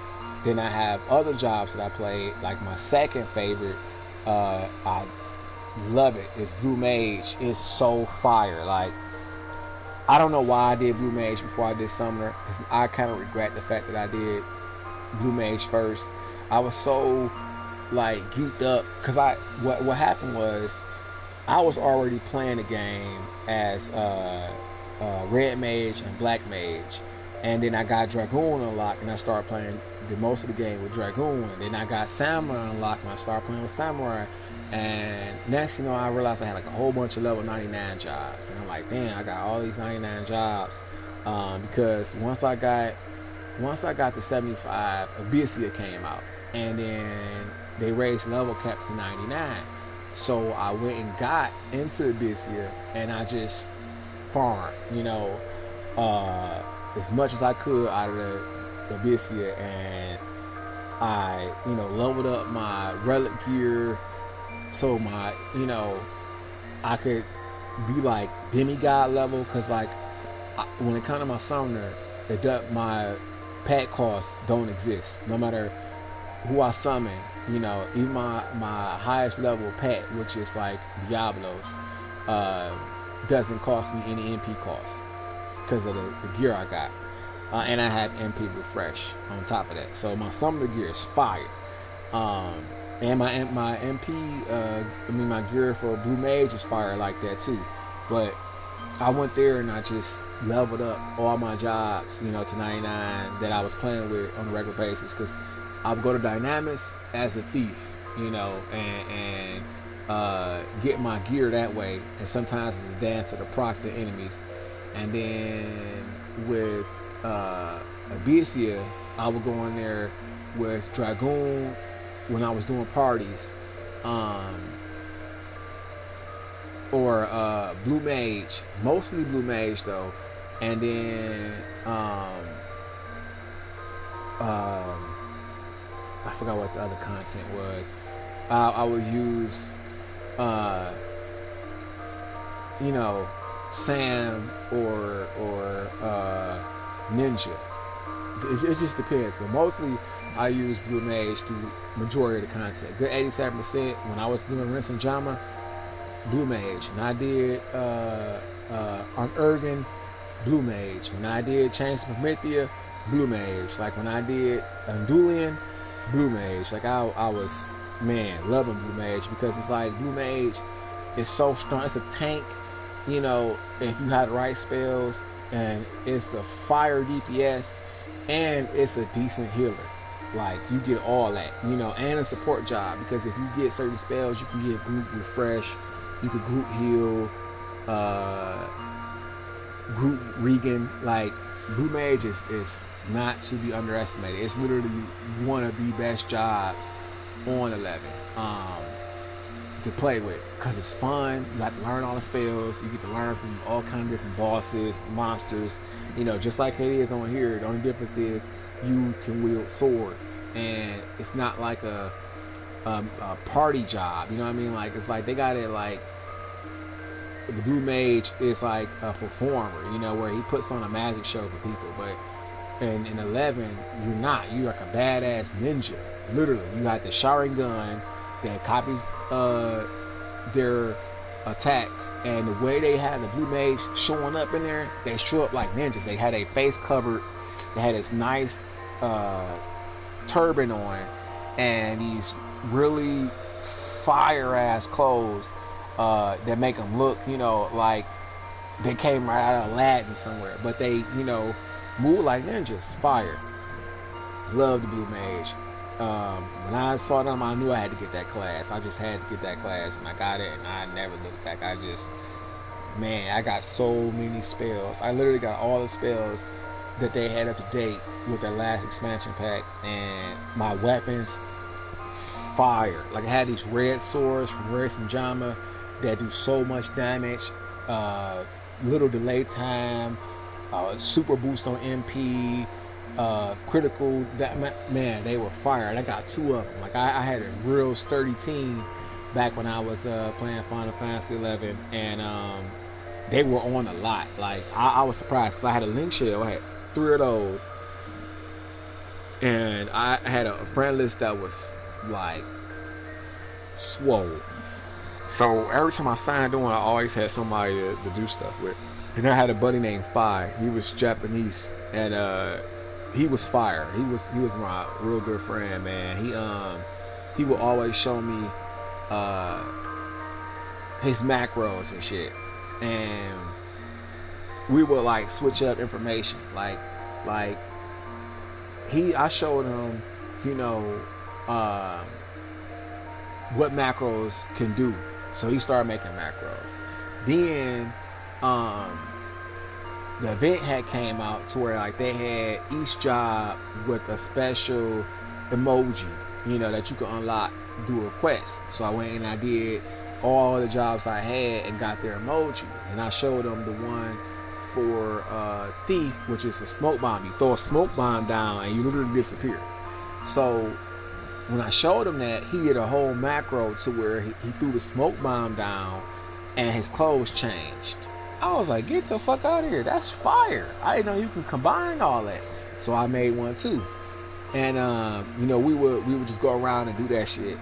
And you know, throw the smoke bomb down, change clothes and pop up on the toad. Cause like Ninja has a giant toad that you summon, and you stand on top of the toad and shit when you summon it.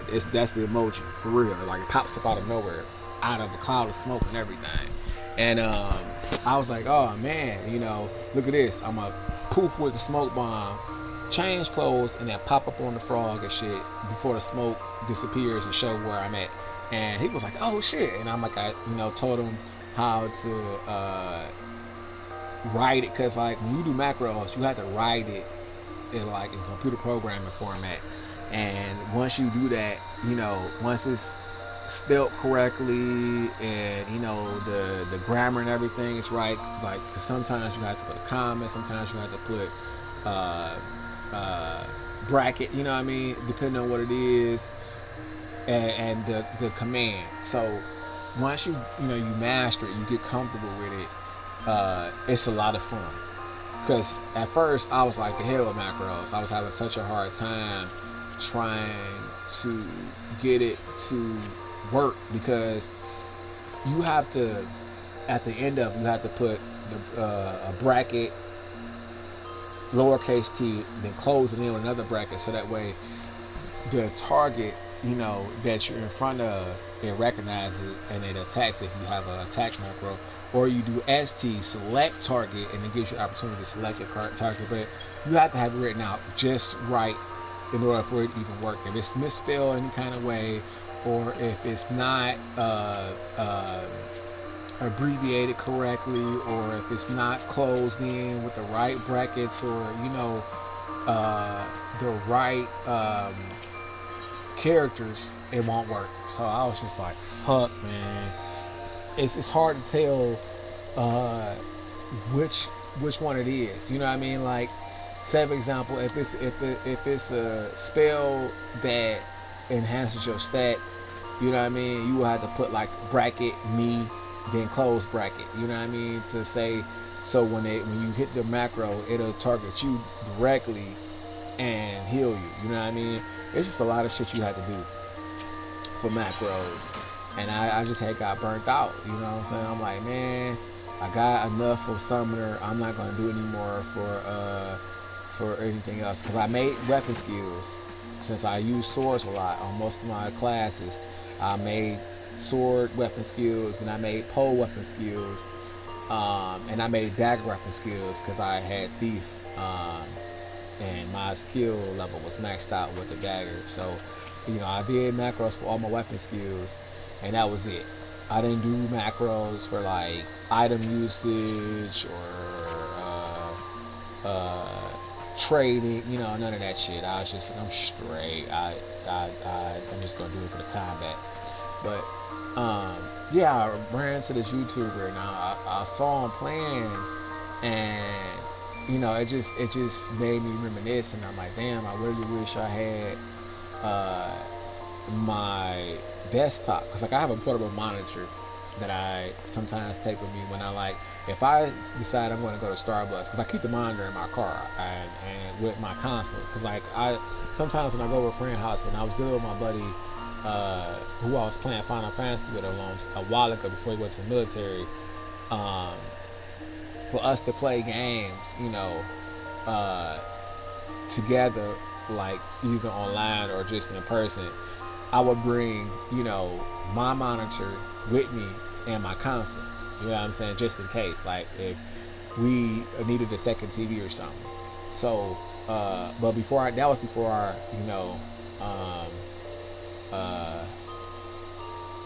that was before. At first it was just the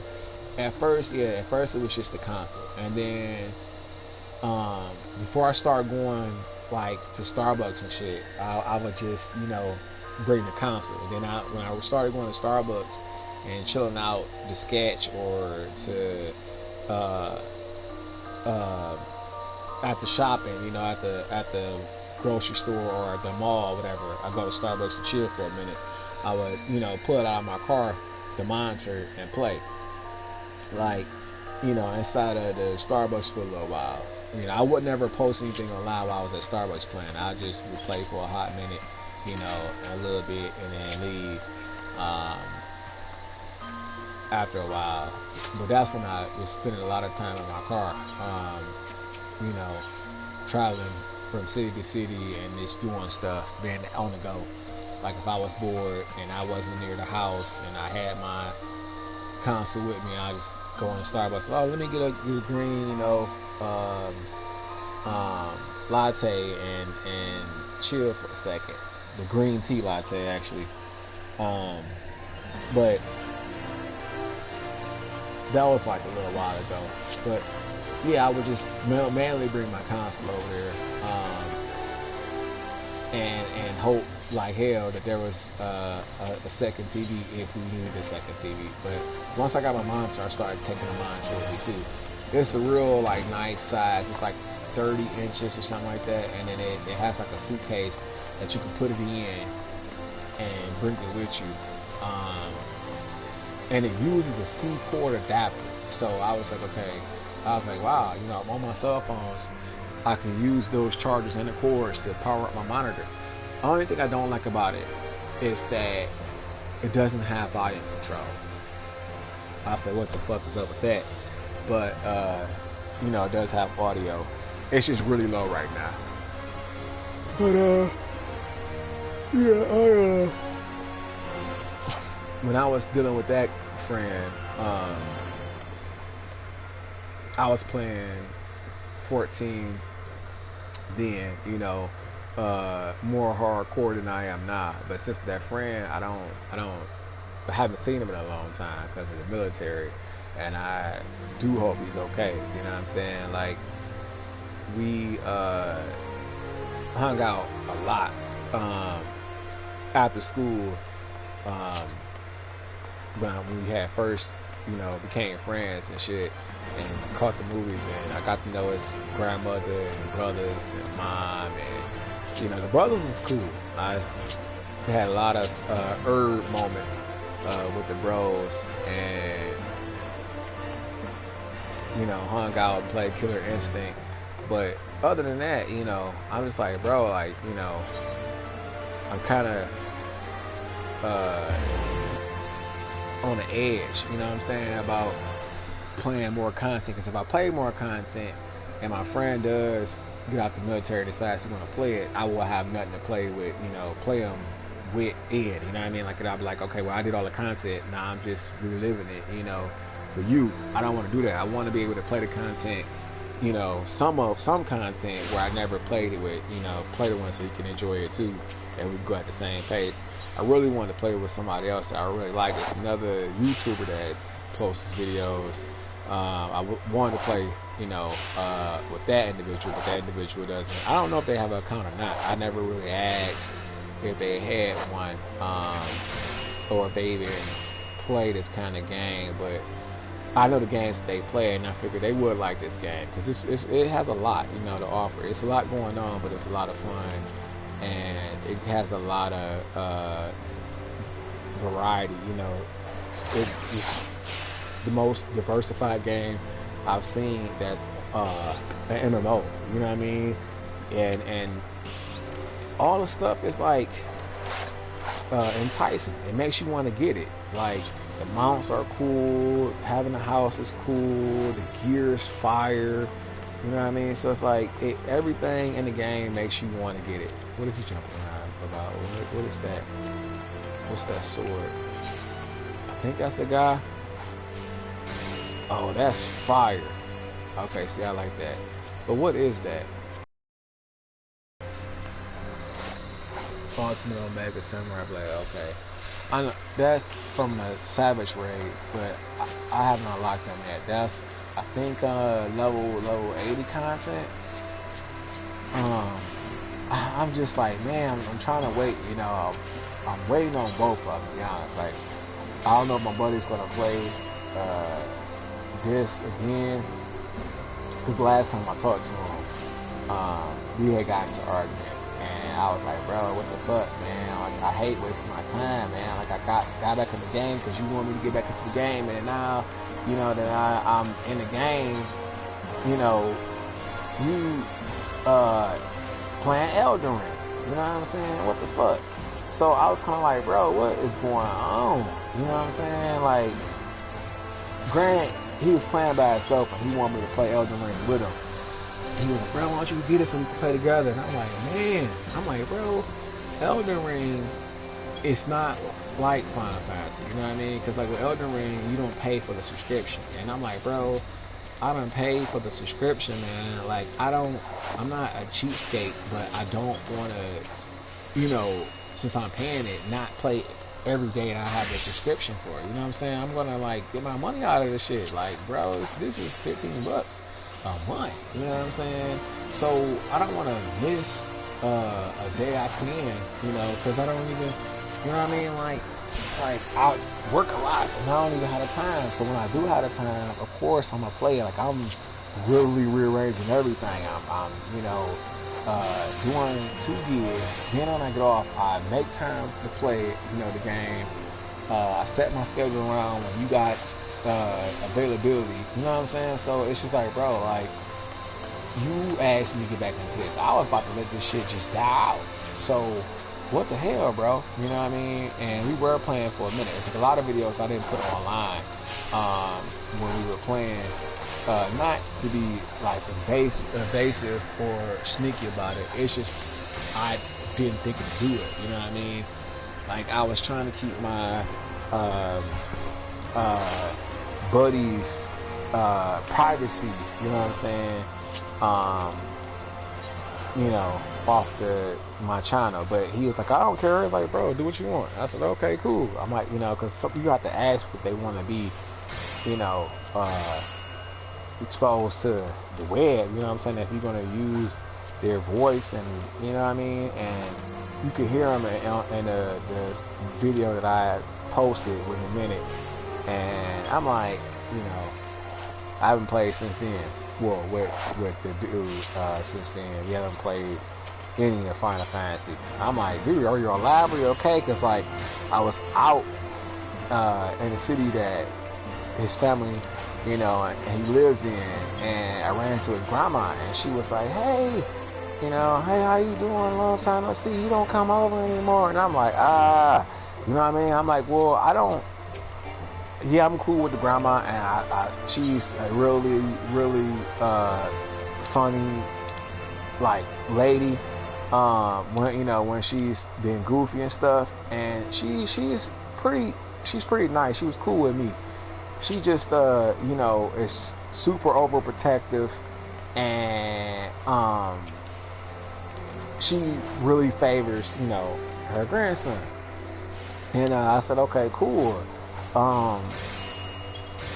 Dang, you know what I mean? Like, she was first on my ass, like, right on rice, and then she realized I was a good dude, and she started being nice and sweet, doing little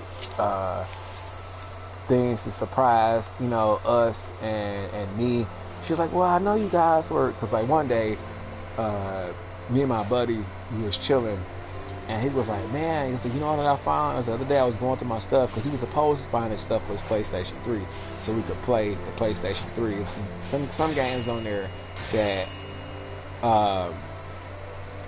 no, at the time, Final Fantasy 14 was on the PS3, and he was going to start an account, but he couldn't find all the chords, so he went through all the stuff, and he found the chords, but he also found this TV that had VHS built in the inside of it. So we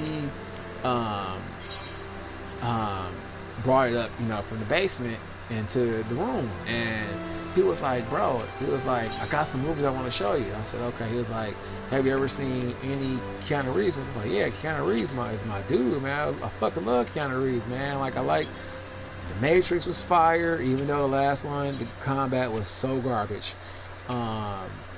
Speed was awesome.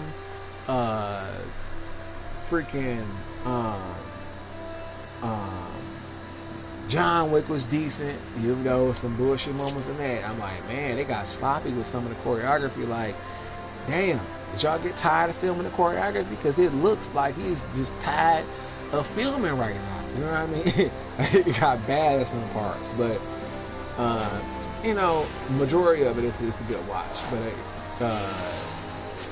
Constantine, I mean, Johnny Depp has a lot of movies. Not Johnny, but Keanu Reeves has a lot of movies. He has this movie where these two teenage chicks come up to his door and he cheats on his wife and they give him hell and ruin his life. I mean, he plays in a lot of movies, but this one was his best movie, which was The Devil's Advocate, because it was so like thought provoking. It really makes you think about, you know, like what you do. You know what I mean? And how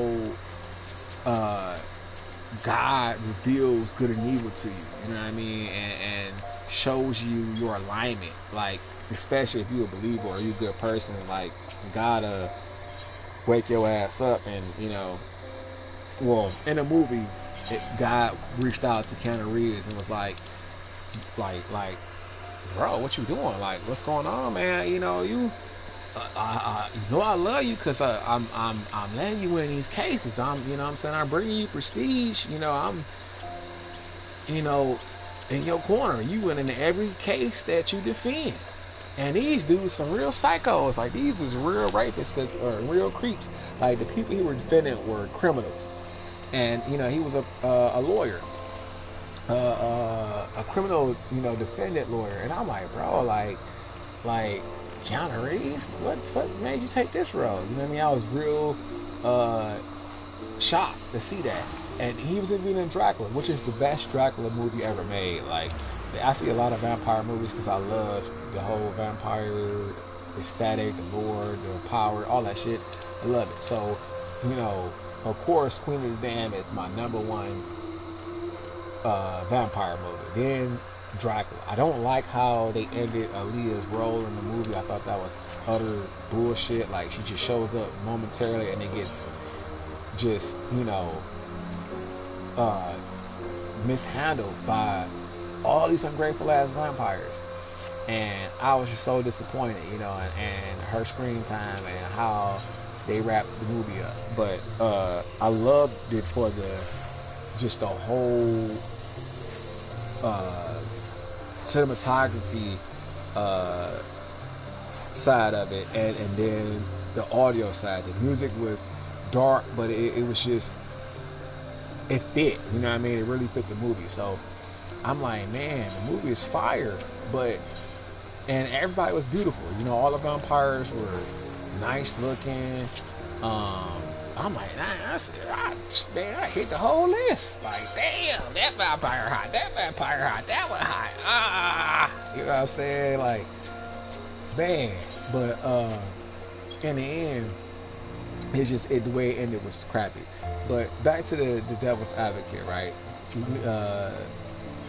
Keanu Reeves is this attorney who's defending all these really nasty people, and every time one of the people get off, they do something to convince him to change his ways, and he ignores that. Like, he sees, you know, the carnage he's spreading with helping these men get off, and he ignores it until it gets to the point to where, let's just say, the devil comes to get him, and it's just crazy because, you know, according to Christian teachings, the devil can be a form and shape of any size, anything, any person, you know, show up at any place.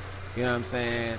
So when the devil shows up to him, it's, you wouldn't expect who the devil is. You know what I'm saying? It's just like, what's going on? Like, bro, like, what the fuck? You know, or is going on here? But that's, you know, the plot twist, because of who the devil is and how the devil impacts his life, and how his life tremendously changes, and how he does this deep reflection on his actions and comes up with the ultimate decision in it all. You know what I mean? But it's just a really good ass movie. We were watching that, and she saw us. You know, like, she was like, "I seen you guys grab the you know, the TV from out of the storage in the basement, and you know, I went out and I had found these VHS movies for you guys. She said, here you one and here you one." And I'm like, "Oh shit." And I was shocked, because I'm like, you know, I wasn't expecting that. You know what I mean? Like, I just wasn't expecting that. And the thing about it is, she like kind of like knew my taste in movies, because I love a lot of the Roman Empire, gladiator, Greek mythology, you know, type of movies. Like, I'm into that. So when she brought one of the movies that was dealing with the Greeks, you know, I said, "Oh, okay, cool." You know, it's about Colosseum fighting, and you know, the slave trade of warriors. So I'm like, I couldn't remember the name of the movie, because I ended up leaving it. I ended up leaving it at the house. I didn't take it with me, because I didn't feel like, you know, I should take it with me. Like, she, you know what I mean? Like, I'm not, you know what I mean? I'm like, I'll just leave it there, so when I visit, you know, if we want to watch it again, I'll just revisit it that way. But I don't feel comfortable taking it with me, because the VHS is right here. Even though I you know, I have one, and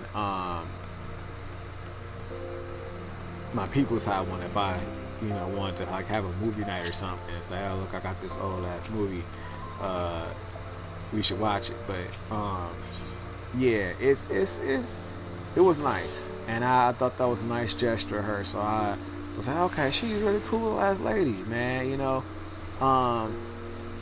cause she spent her actual money on that shit. You know what I mean? And I'm like, I'm not a stingy person with my money, but I do care about what I invest in. You know what I mean? Like, I have to really want it or care about it or need it to spend my money on it, because I'm like, I don't like to waste money on dumb ass shit. I really don't. So, you know, that really surprised me that she did that. And we ended up watching them both. And after that, you know, we ended up just gaming out. Like, we didn't have any more reasons to come back to the VHS TV, because we had seen all the movies, you know what I mean? And then everything else, like, we had Netflix, our own accounts, our own Amazon Prime accounts, you know what I mean? So it was like, okay, and we were web browsing anime, so it was like, whatever. But that was just one of the days that we were so bored, and he asked me what I wanted to do. And I'm like, man, I don't know, bro. I'm like, I was working for Applebee's at the time, and I was just like, I was a line cook, and I'm like, bro, I'm so burnt out. I've been working my ass off, rollerblade back to work, which is quite some distance from where I was working at, you know, and then getting there, doing an 8-hour shift, no break, leaving, rollerblade back to the house. I'm burnt out, bro. Like, I was doing that 4 or 5 days a week, and sometimes I would do like 6 to 7 days a week,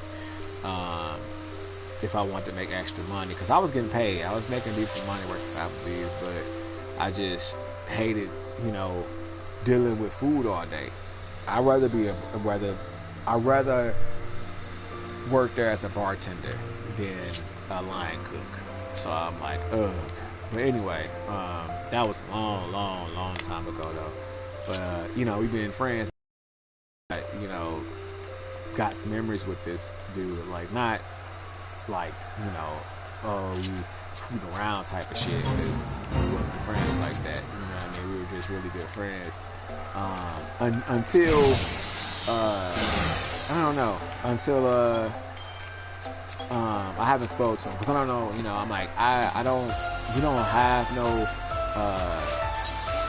bad blood between us, but I just didn't talk to him for a long time. You know what I mean? Like I had got pissed off about the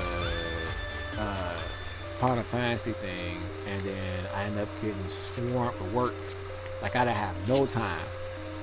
And I'm the type of person where I don't answer my phone at work. I don't. I put my phone on silent or I turn it off, you know, and then I go, you know, do my job, and then when I'm on my break, I'll turn it on and see what's going on, because I don't like, you know, I don't like to be interrupted, especially what I do. Like most of the time, if I'm not you know, dealing with a customer at the moment in time, you know, then I'm either moving some stuff around or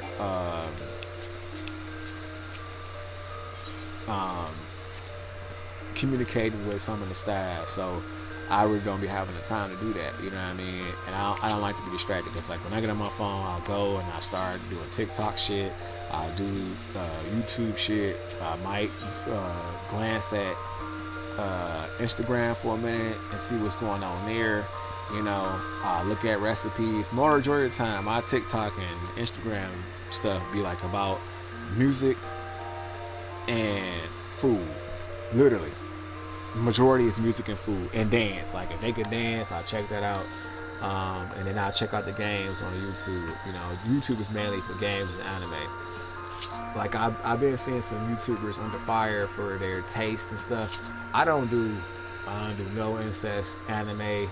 I don't even play with that shit. That shit is just, to me, it's disgusting. So I don't even entertain it. I don't watch it like that. I just got sideswiped by SNL. I was watching SNL earlier. I was on my laptop checking out my emails and stuff, and I've always liked Ryan Gosling. I liked Ryan Gosling back when I was like a teenager, you know, his movies and just his stage presence, you know what I mean? I thought he was a cool dude. He plays in some interesting movies, like Driver, baby. That Driver was the shit. I love that movie. And then he has some other movies too. Not more than Jake Gyllenhaal. Jake Gyllenhaal, I think, has the better filmography. And I really like Jake Gyllenhaal. Like, man, fucking love Jake Gyllenhaal. But Ryan Gosling is one of the other actors that I like too.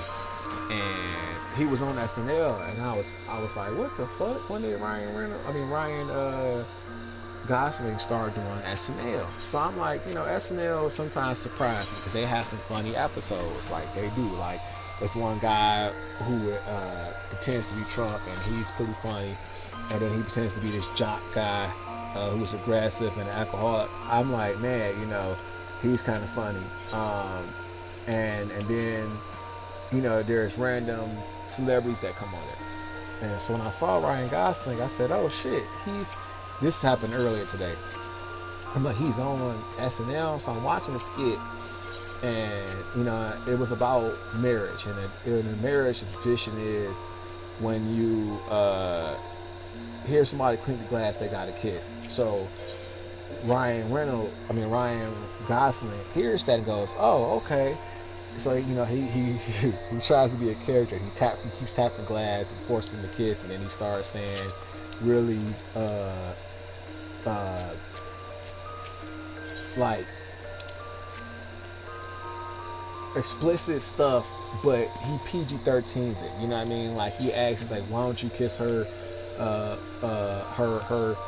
poonie? You know, and he was like, well, I'm not gonna kiss her you know, and it was just like but you got the gist of it, you know what I mean? He was giving these private areas pet names, you know what I'm saying, nicknames and shit, so that way it'd be PG-13, but you know, adults knew he was talking about, you know, adult stuff. So I'm you know, at first I'm like, okay, how can this be funny? Like, Ryan, what are you doing? And then as the skit gets farther into it, it starts to pick up, and then you know, it started getting funnier. Like, cause he starts to get more annoying with the glass clinking, and I started to laugh at that, and I said, okay, Ryan, man, what the hell, bro? Like, you read the script and you did this shit. Then they have these siblings come up, and he clicks the glass. He was like, "Nah, I want to see the siblings, you know, do it." And I started laughing, and they was like, "Well, rules are the rules," and they started making out, and I'm like, "Oh shit, this shit is gross." So that's when they just, like, the married couple comes and breaks them up and moves them out the way, and they're looking like, I can't believe that shit just happened. And I'm like, wow, you know what I'm saying? Because that's a shocker. Like, you wouldn't want to see some shit like that at a wedding. Like, what, two siblings making out? Like, that's nasty. So you know, I'm rolling because the married couple is like, oh shit, hey, this, what the fuck? So they pushing him off the stage, and they like, somebody get his glass. You gotta get the fuck out of here. He doing too much. So they have him escorted out. And he asks, you know, some females to leave with him. And the first one doesn't bite, you know, and the second one, she does, but she makes this comment like, I hate being second, but I'll go. And the crazy part about it is Ryan Gosling, he's dressed up in this fucked up ass costume. They gonna say he's dressed like Reba McEntire at the Grammy Awards and shit. And now I'm slobbing because, you know,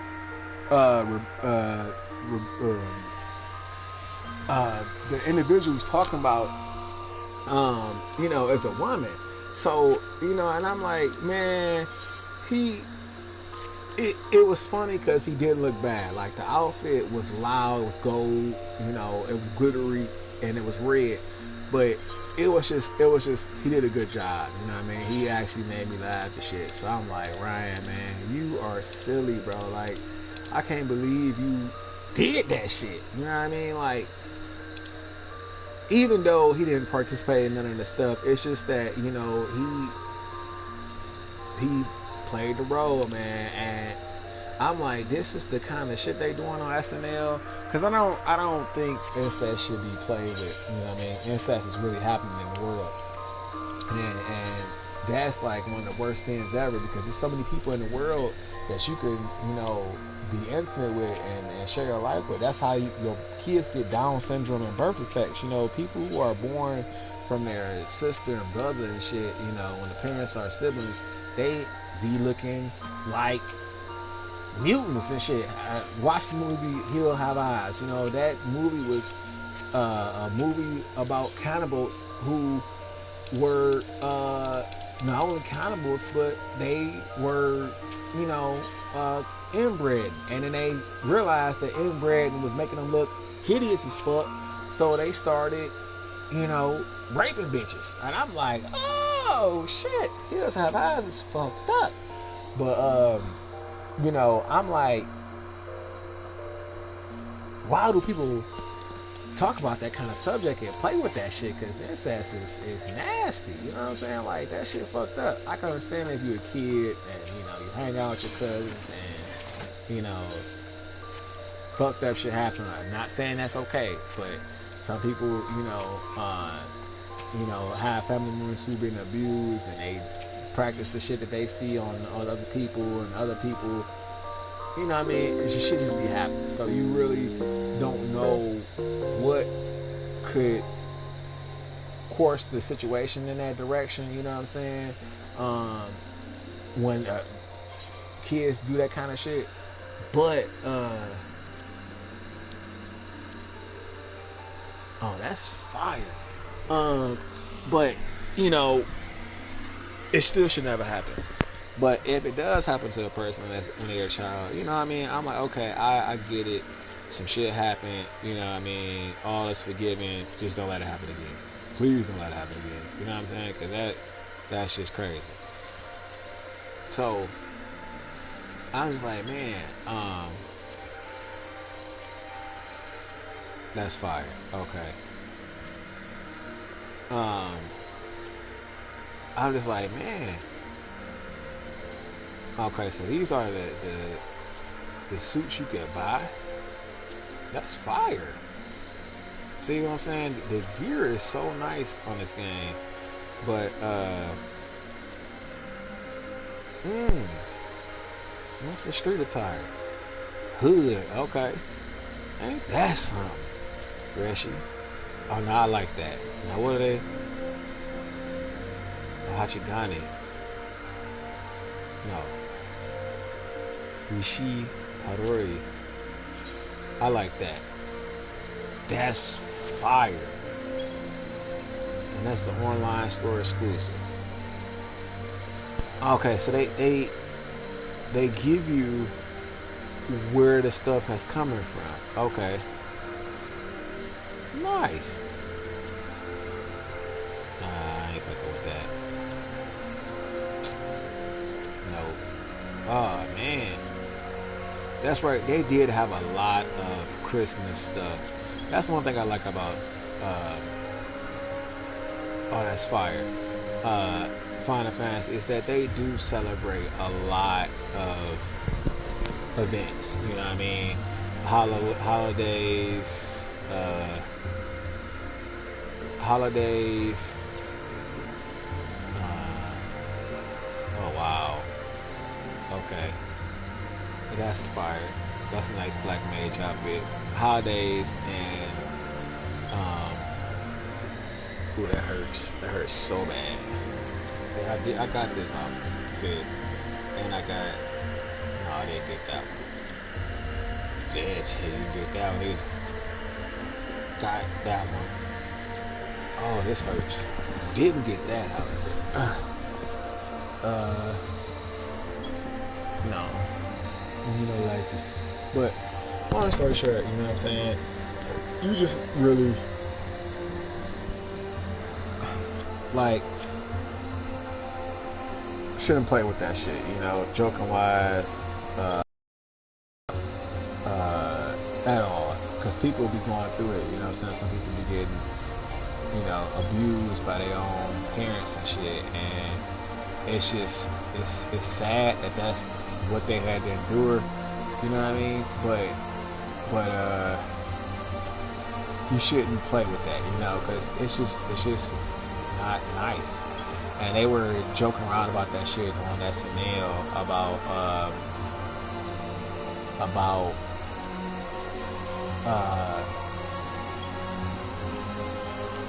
incest. And I'm like, bro, why the fuck is y'all playing with that? Like, that's scary. You know what I'm saying? Don't play with that shit. That's dangerous. You know, because you're making it seem like it's okay, you know, to do that kind of stuff, and it's not, because it causes Down syndrome. It causes your kids to look like motherfucking mutants, you know what I'm saying? And then have mental defects that it's just like, bro, why would you want to have a child that is looking, you know, like, you know, like maybe you should have mission abort, you know what I'm saying? Because your child looking fucked up right now. But I mean, to each his own, you know what I mean? Like, I'm not here to judge nobody. I just know for a fact that that's some shit I would never do. And you know, I wouldn't play around with that kind of stuff, because people do suffer from that all the time. So, you know, just be aware that, wow, I forgot they made it so all, that's fire, all, that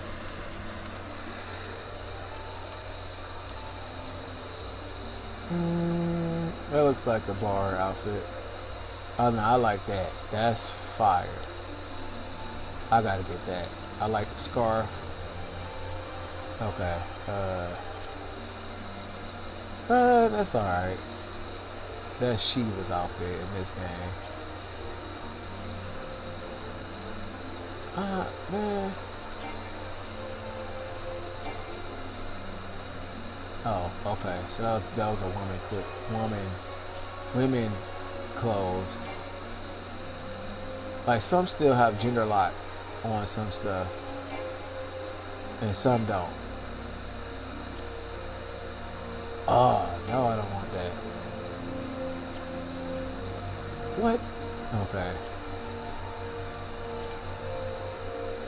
I did like that guy, but I don't want the outfit though. Wow. I just like to see what they have available. Anyway, nah, that's over with.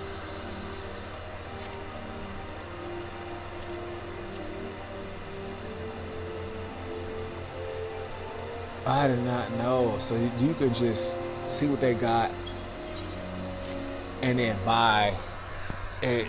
Okay, that's nice. That's nice. But I don't want that shit. But anyway, I'll just wait till it's in the game for free. But yeah, I just don't. I'm like, man, I was watching that and I'm like, damn.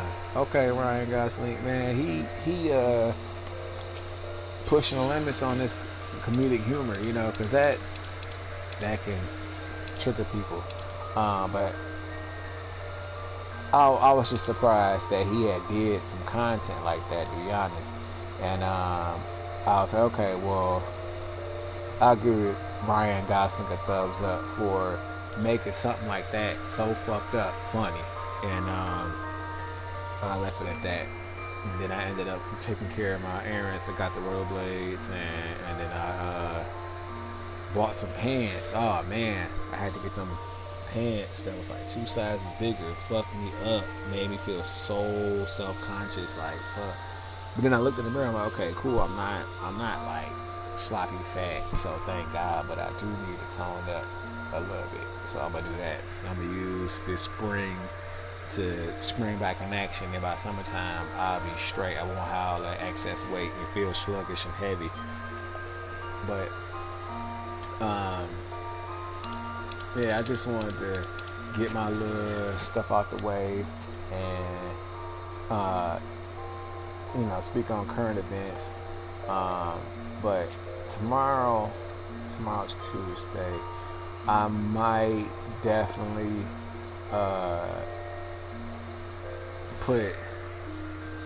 I don't know. I should have said definitely though. I might do some more Eureka because I do want to get the Black Mage and I do want to get the Samurai out the way. Those are like probably my last two though. And then I'll start doing the story, or I might just do other stuff. Like I might do the last run of Heaven and High. I might do some more Palace of the Dead to get a Pegasus so I can sell it for some more money, you know, so that way I can buy a bigger house, because I have enough for a small house, but I want a medium-sized house, and they rank from like 20 to 30 million. Even though I won't buy the house unless I know I'm going to be playing the game month to month, because I don't want to lose my property again. But I do want to have the money for one though, so I'm gonna work on that. And I want the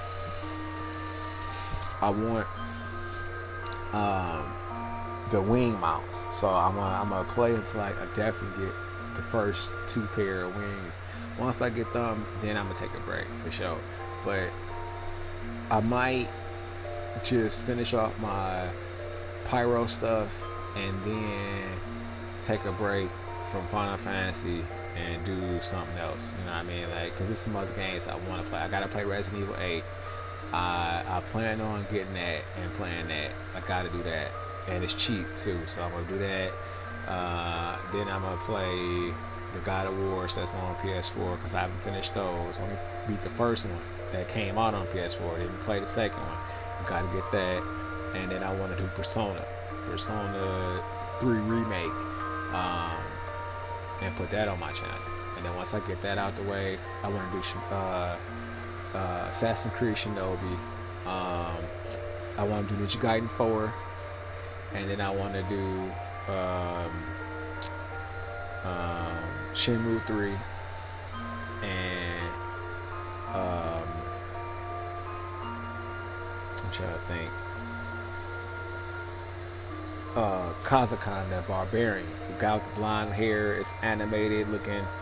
I wanted to play that. I want to see what that's all about. And there's a couple other games I have listed too. I just can't remember their names. I have it on a piece of paper, wrote it down, for me to remind me of once I start doing content again, what to put on it.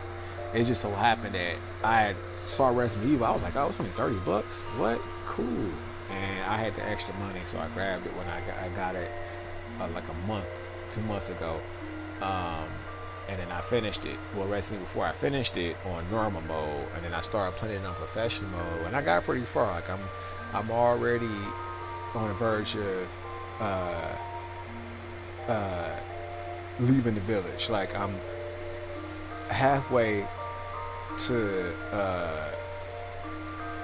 picking up Ashley, and then once I pick up Ashley, I have to get the stuff. Get her out the village, and then I'll be at the. But it's so hard, man. It's like I could play, no problem. It's just the saving part is what's killing me, because I could beat it. I done made the progress. I just can't hold out on the save. It be killing me so bad. Like every time I make progress, I want to save. Like I just want to go save, run and save, run and save, run and save. But you only can have so many saves in order to get the reward of beating it on professional, which is the cat ears to have infinite ammo on every weapon, and I want that.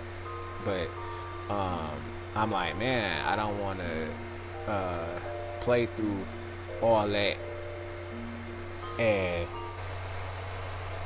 then I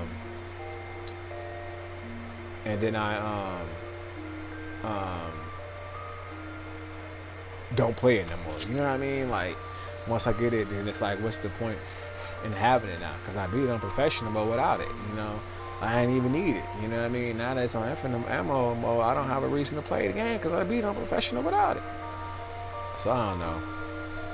And besides, I got infinite ammo already. I went and did the mercenaries, and I got S's on all of them, and got the hand cannon, and then I went and started playing professional mode with the hand cannon. But the hand cannon, man, it's hard to deal with at the beginning stage, especially if you don't have ammo. Man, it comes in a clutch, but it's just annoying to have such a powerful weapon and no ammo for it, because you don't have any ammo, and you don't get the recipe to make ammo for it until later on in the game. So it's very frustrating. Like, you have to survive the village basically with the weakest shit, you know what I mean? And it's just driving me up a wall, not being able to save as many times as I want to. So that's the reason why I haven't played it. And it took up so much of my space. Like, I heard Genshin Impact and I have Final Fantasy on my PlayStation, so I don't have room for anything else. Like, I got a whole bunch of games I had to delete. I deleted Bayonetta, I deleted Sekiro, I deleted Jack and Daxter, I deleted Shadow Colossus, you know what I mean? All these things is things I had downloaded on my console, so I can re-download them, but I had to delete them so I could play. I'm like, man, and I love Shadow Colossus. Shadow Colossus is like my third PlayStation 2 favorite game. My favorite PlayStation 2 game is Shaolin Monks Mortal Kombat. That's the the second one. No, I got 4 altogether. That's the third one. The second one is San Andreas Grand Theft Auto, and then number 1 is for me is Shadow Hearts Covenant and From the New World. Those is my top. My bad. I'll probably say I got 10 because I love Metal Gear. I love Metal Gear Solid 3 and 2. And when it comes to the espionage, loved it. But when it comes to stealth, Tenchu, Fatal Shadows, when it comes to RPG, Shadow Hearts. When it comes to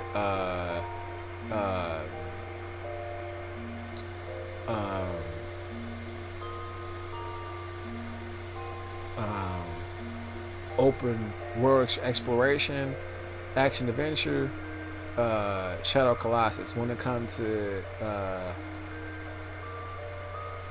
action adventure, hack and slash, Devil May Cry. You know what I'm saying? Because I got a lot of games I play on the PlayStation 2, but my favorite, I got different ones for different reasons. Like, my favorite co-op game is the Shaolin Monks Mortal Kombat game. My favorite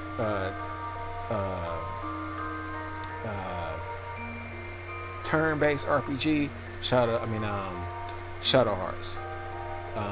My favorite military-based game, espionage, warfare, Metal Gear. Favorite platformer, Tomb Raider.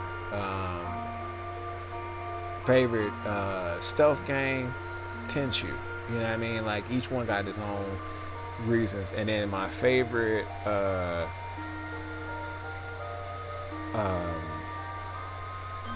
damn, I don't know what to call it. Legacy of Kain. Legacy of Kain is my favorite of them all. Like it goes Blood Omen 2,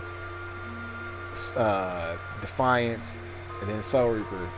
But those are like my top favorite games for the PlayStation. Like those are number one. I put all of them as number one when it comes to the variety of things that it actually is affiliated with. Like it's definitely an RPG because you play the role of Cain and Raziel. It's action adventure because it does have combos and hack and slash, and it is an adventure because you do have to travel from place to place. It's a platformer because you do have to hop on top of shit. It's a puzzle solver because it is puzzles. It's just a lot of shit in one, but it's a dope experience. If you like vampires and you like a good storyline, that's the Legacy of Kain series. Love it. But anyway, I just don't have time for no bullshit. I'm not a cheater. I never cheated on nobody. I never fucked over a friend. Like I had some friends.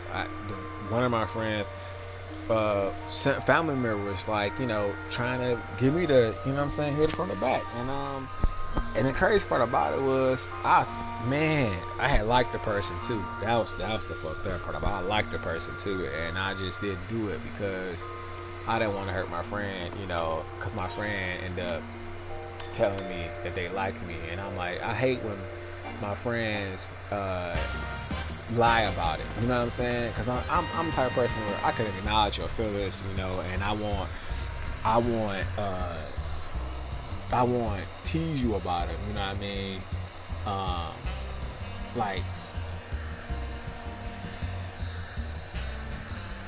Like in a good way, because like with the friend, once I had found out about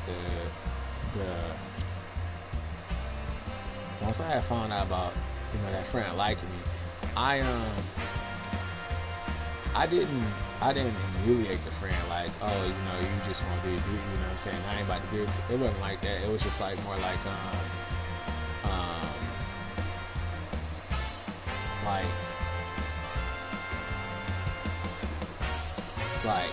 damn, look at that ass, you know what I'm saying? Yeah. I see it, you know what I'm saying? And that person was kind of like, well, damn, you see it, but you ain't doing nothing to it. So I was just like, oh man,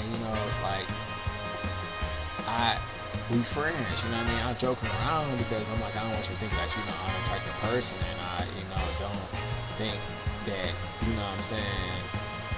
Like, it's just, we friends, and I'm not trying to look at you in that kind of light, you know what I mean? But that person didn't take it that way. So they got like real spiteful and petty about some things, and that's one of the reasons why I went off on the person in the first place. Because I'm like, bro, you didn't even tell me off rip when I asked you. I'm like, bro, there's something going on with you because you telling me yourself. There's certain things that you saying that makes me think that you want more than a friendship, bro. And I'm like, that's cool, but that's not what I have to offer. You know what I'm saying? I'm flattered and I appreciate that. That's a lovely, thing to know because, it's my homie, it's my bro. Like, I care about the person. The person's not bad looking, really nice looking person, and I like have a thing for pale skin, so I'm like, man, not sickly pale, but I don't mind pale skin, you know what I mean? I'm like, especially tan lines, and I'm like, oh man, this person trying to get me because this person was extremely counter around me, but I never you know, got intimate with this person, even though we had a lot of intimate situations. You know, like when one day I crashed over, you know, we slept in the same bed, but you know, nothing happened, and then you know, the conversation that came up, like after the friend was acting weird, and I confronted the friend about it, and we walked on the pier and talked about it. I said, "Oh, damn, bro, what the fuck?" You know, so I kind of figured that, but I'm like, I didn't want to jump to the, you know, conclusions to make an assumption, bro. You know what I'm saying? Because I'm like, I don't, you know, like, I don't mind having a relationship with somebody that I am good friends with. You know what I mean? Like, I welcome that. You know what I mean? If I'm a real good friend with you and it crosses over to something more than a friendship, that's cool. But if I go into a relationship, you know, with the person, with seeing them as a friend, then I'm not going to, you know, encourage that or like have it gravitate in that direction. You know what I mean? Like, I want to make the person feel like that's something I didn't even do it in this situation. I didn't know. You know what I mean? I just didn't see it until some things that came up, and I just got curious enough to ask. And then that person told me how they really felt, and I said, "Oh, so you was feeling this way for how long?" You know what I mean? Because I'm oblivious. I'm thinking we just friends. You know what I'm saying? And you talking about something, you trying to, you know, get dick down balls deep. You know what I'm saying? So I was just like, oh man, wow. But you know, I was flattered because the person is not ugly. So you know what I'm saying? I said, okay, cool, but bro, you know, I'm liking somebody. I don't cheat. I don't play the field. I don't play with people, you know, time and affection. And if I tell a person I'm, you know, I'm dealing with them, then I'm not going to go behind their back and then, you know, do some slick shit and sleep with my friend and pretend like ain't nothing going on, you know, meanwhile I'm dating somebody else. Like, I don't do that. That's just disgusting, and it's just very low inequality, you know, aspect of a person. Like, those are piss poor qualities to have, you know what I'm saying? And like disloyalty and no respect, and you know, deceit. I don't do underhand shit like that. You know what I mean? Like, I'm not about to be like, okay, knowing that I know how you feel, and I know that if I hit it and then you like it, and then I, you know, don't mind like hitting it, and we keep the record thing. Now we in a relationship without titles, and that's like, I'm not about to waste my time and waste your time. Because then if I pull back and I'm like, you know, I don't want to do this no more, and you get mad, you know, then you could blow that shit up in my face. Well, you weren't saying that, you know. Well, you know, does your significant other know that you were, you know, balls deeper than me the other day? You know what I mean? It get like that. And some people ain't nasty like that. Some people just go away and they won't talk to you again, or you know, they'll block you or be mean, you know, and it points to where they don't want to be in communication with you. But I'm like, I don't even want to be a part of that equation. You know what I'm saying? I don't like deceiving people, so I wouldn't do that to a person. In that matter, that's just heartbreaking and foul. So I'm like, I'm straight. If I can't be transparent with who I'm dating, you know, then there's no need for me to date you. Because that's the point in dating someone. It's building with them and having a bond that's, you know, nurturing, caring, and unbreakable, you know, by outside influences. The only thing that should break your bond with somebody is the shit that you do. You know, you being disloyal, you being ungrateful, you being disrespectful. Those are things that should, you know, be a method of separation for you and who you're dealing with. Not nobody else's input, not their opinions, you know, not their gossip, you know what I'm saying? Because if you're going to deal with somebody, deal with them because you deal with them. Don't deal with them because of what you heard from somebody, or don't deal with them because of what you heard from somebody, unless the source is credible, you know what I mean?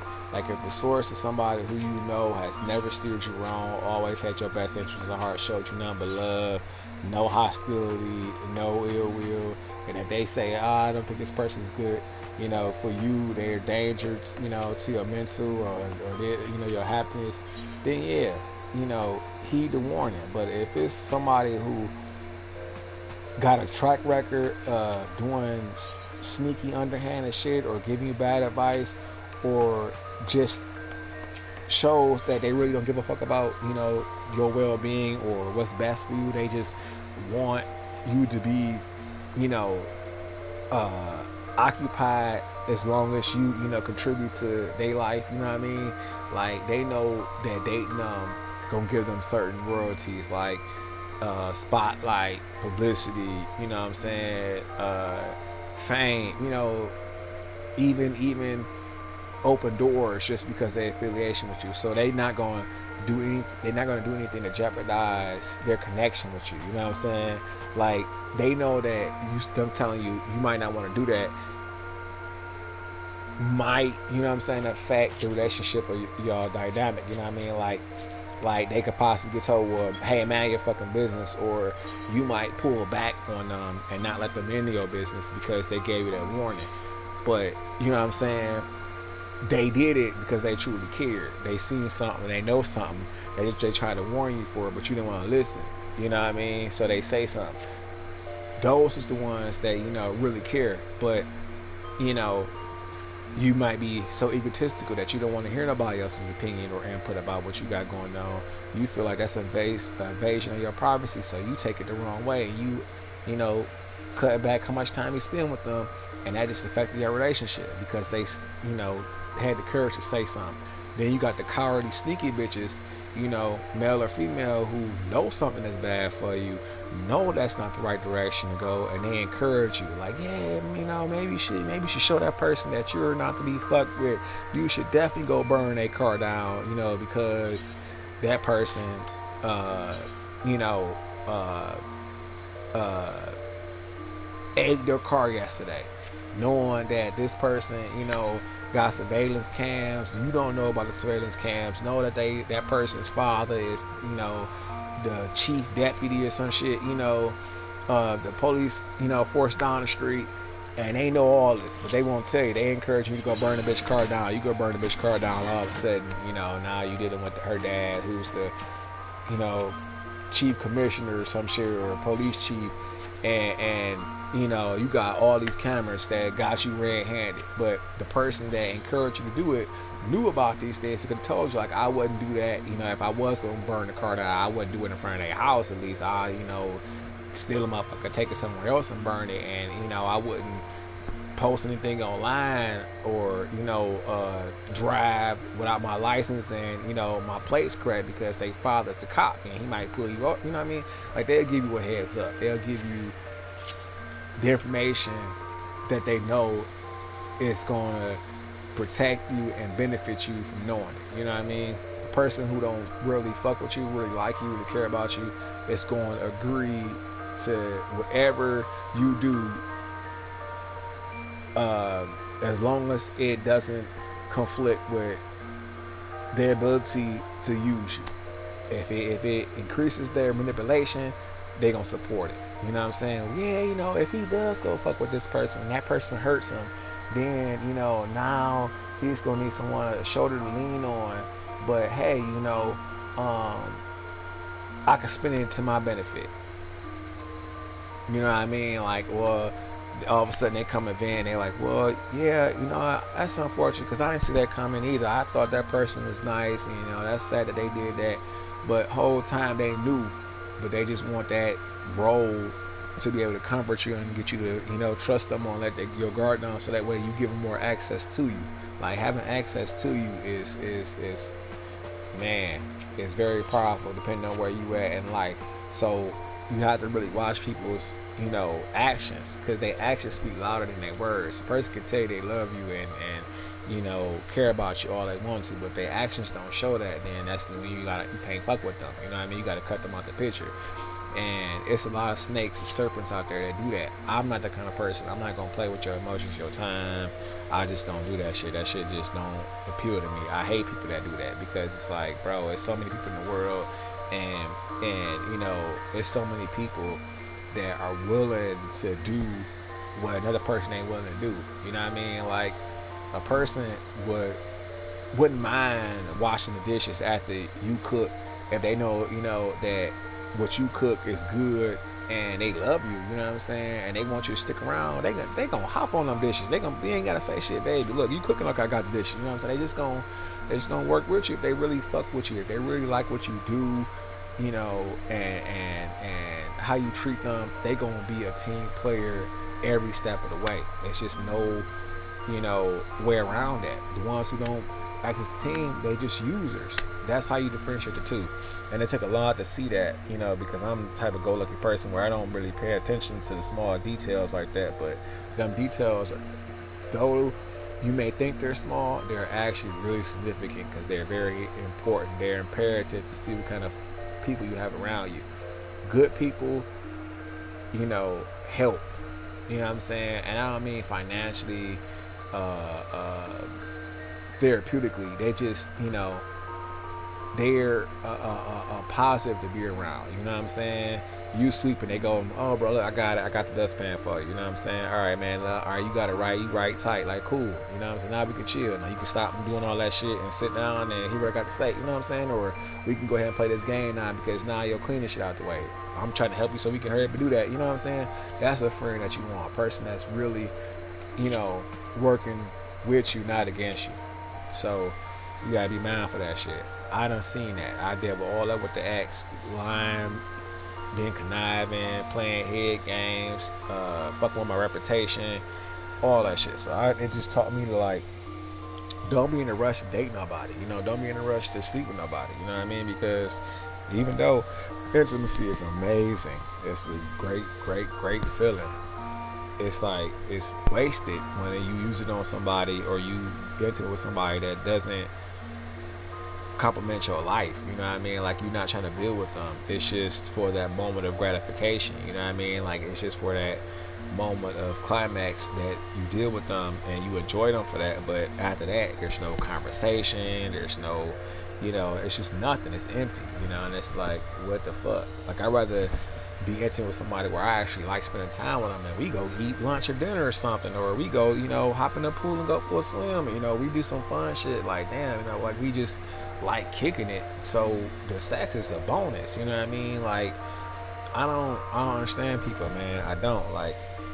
I get the urge of wanting to be intimate with somebody, you know, because I deal with them that all the time. Like if I see a cutie with a nice face and a nice booty, I'm like, oh my god, I don't need to get my mind out the gutter. You know what I mean? I'm immediately fucked up. I gotta put my head down because I'm, you know, thoughts ain't right. You know what I'm saying? But I don't, you know, be like, okay, I'm about to go hard this, you know, see if I can get some action. Like, nah, man, you know, I'm like, nah, if they naturally gravitate to me, like if I see somebody that's really attractive looking and I'm, you know, filling the pool and all of a sudden I'm in a checkout line and they come up to me, what's up, bro? And I'm like, oh shit, well, you know, what's up, sis? What's up, fam? What's up, you know? And I see that they like me and, you know, they like, look, I'm trying to get it down real quick, you know what I'm saying? I'm like, I'm not gonna be like, all right, let's go, you know, to your crib or something like that. I don't do that kind of shit. I'm like, all right, well, I'm glad that that's on your mind, but what's up with you? You know what I mean? Like, what you about? Do you bathe every day? Because if you don't bathe every day, that's a hell no. You know, is your house clean or the place you stay is it clean or do you got roaches and bed bugs? You know, that kind of shit. Like, I can't fuck with you if that's how you living. You know what I'm saying? Are you lying? Are you living in your truth, or you got double lives? You know, I don't want to deal with that kind of shit. Like, I don't mind if you're discreet about who you are. You know what I'm saying? If you come down to like, you know, say for example,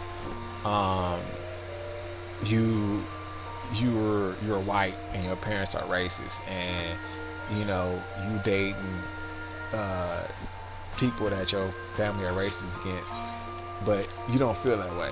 But you know that's what you attracted to, and you don't want them to know. So you're trying to be careful about it. I can understand that. Does it suck? Absolutely. But I can understand them being discreet because of that reason. You know what I mean? I wouldn't penalize the person for that. I wouldn't get mad at the person for them not wanting to introduce me to the family or no shit like that. Like I'm not pressed about that, because at the end of the day, I'm dating you, not your family. You know what I'm saying? It would be nice to we all can get along and they know me, and and they welcome me, but that's not always the case when it comes to people's family. Sometimes the family don't welcome you, so it's like, okay, well, again, I'm not dating the family, but I understand when people have to be discreet about that kind of stuff, because I've only dated, majority 87% of the people I dated were snowflakes. I dated one black chick, and then the rest white. So you know what I'm saying, and only one out of the white people I dated was horrible. Everybody else was fucking amazing, way better people, cool, attentive, fun, inclusive. I was just like, damn, you know what I mean? But I was so fucked up at the time. I couldn't really appreciate them for the kind of love they had brought into my life at the time. Like, I had one person I dated in Atlanta who was so helpful. Like, hey, you starting a new job, do you need work clothes? Straight. And they was like, no, look, I saw your, some here, some pants and a shirt. I was like, damn, like, what the fuck? So you ain't gotta buy it, and here's the belt. I'm like, get out of here. If they don't fit, you can use it. It was just that kind of effort was like nice. You know what I mean? That kind of consideration was nice, because that was like, oh man, this person looking out, trying to make sure I'm right for work on the first day.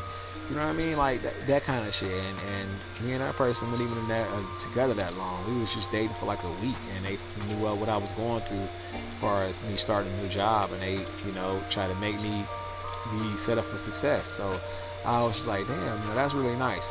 And then another person I was dating who was Italian, was real cool too, and we, it was more of a lust kind of thing, because this person was older than the teacher, and I was like, damn, I'm dating a teacher, fuck, you know what I'm saying, man, this is weird, you know what I'm saying, because it's like, man, I'm dealing with somebody whose life is focused around teaching, so they have a certain, mindset and mentality about things, and a certain patience level. And I'm being significantly younger at the time, was just like, okay, but the person was real cool though, real nice, real cool, real laid back. Invited me to a couple little parties that they had, and then I stopped texting, stopped calling, stopped coming around. I'm like, man, I'm horrible, you know what I mean? When it comes to maintaining relationships, that was back then though. That was right after I had broke up with the ex that I was engaged with, into for 5 years and planned on marrying. The first time, then someone else asked me, and they hit around it, and I'm like, okay, this person I strongly consider it. Now I would, but I don't know what's going on with that right now. They've been doing some off the wall shit, on social media, and I'm like, bro, what's going on with you? Are you on drugs, man? Are you stressed out? Are you depressed? What's going on? Because I'm not trying to discredit the person. Like, I don't know, if that person's been 100% faithful or not. In my spirit, I feel like, maybe it's possible. You know what I mean? But I learned not to put anything past the person. So, do I get good vibes from the person? Yeah, I feel like the person is trustworthy, and it's a lot of fun, and really attractive, and has a lot of the characteristics I like: goofiness, sense of humor. Plays video games like me. Not the same games, but does play games, and that's a huge amen in my book. But I was just like, man, I don't know what to say. You know what I'm saying? Because I'm like, I don't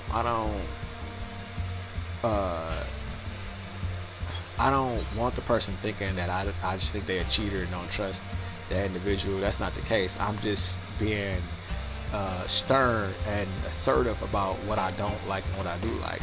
And if I see some behavior that looks like, you know, that's the kind of shit you want, then I'm gonna, you know, politely address it, because I could be rude and nasty about it and say some shit, you know what I'm saying? But I'm choosing not to go that route. I'm choosing to use decorum and grace and how I address things when it comes to, you know, what I don't like. You know what I'm saying? Like, because working with people, right? You can work with somebody, and you know, you like who you work with. That's cool. I don't mind that. You know what I mean? But don't, you know, try to be slick. You know what I'm saying? Because there's one person, right?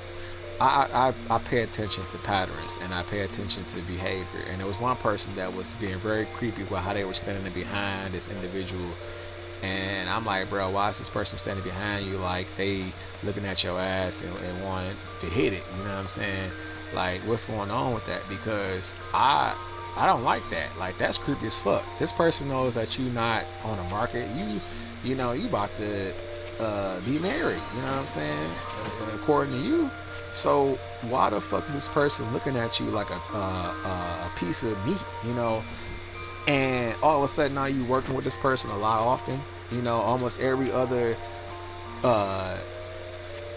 ad or promotional display, this person is in your videos. You know what I'm saying? Like, that don't make any sense, especially where this person looking at you and shit and acting like they trying to fill up on your ass. You know what I mean?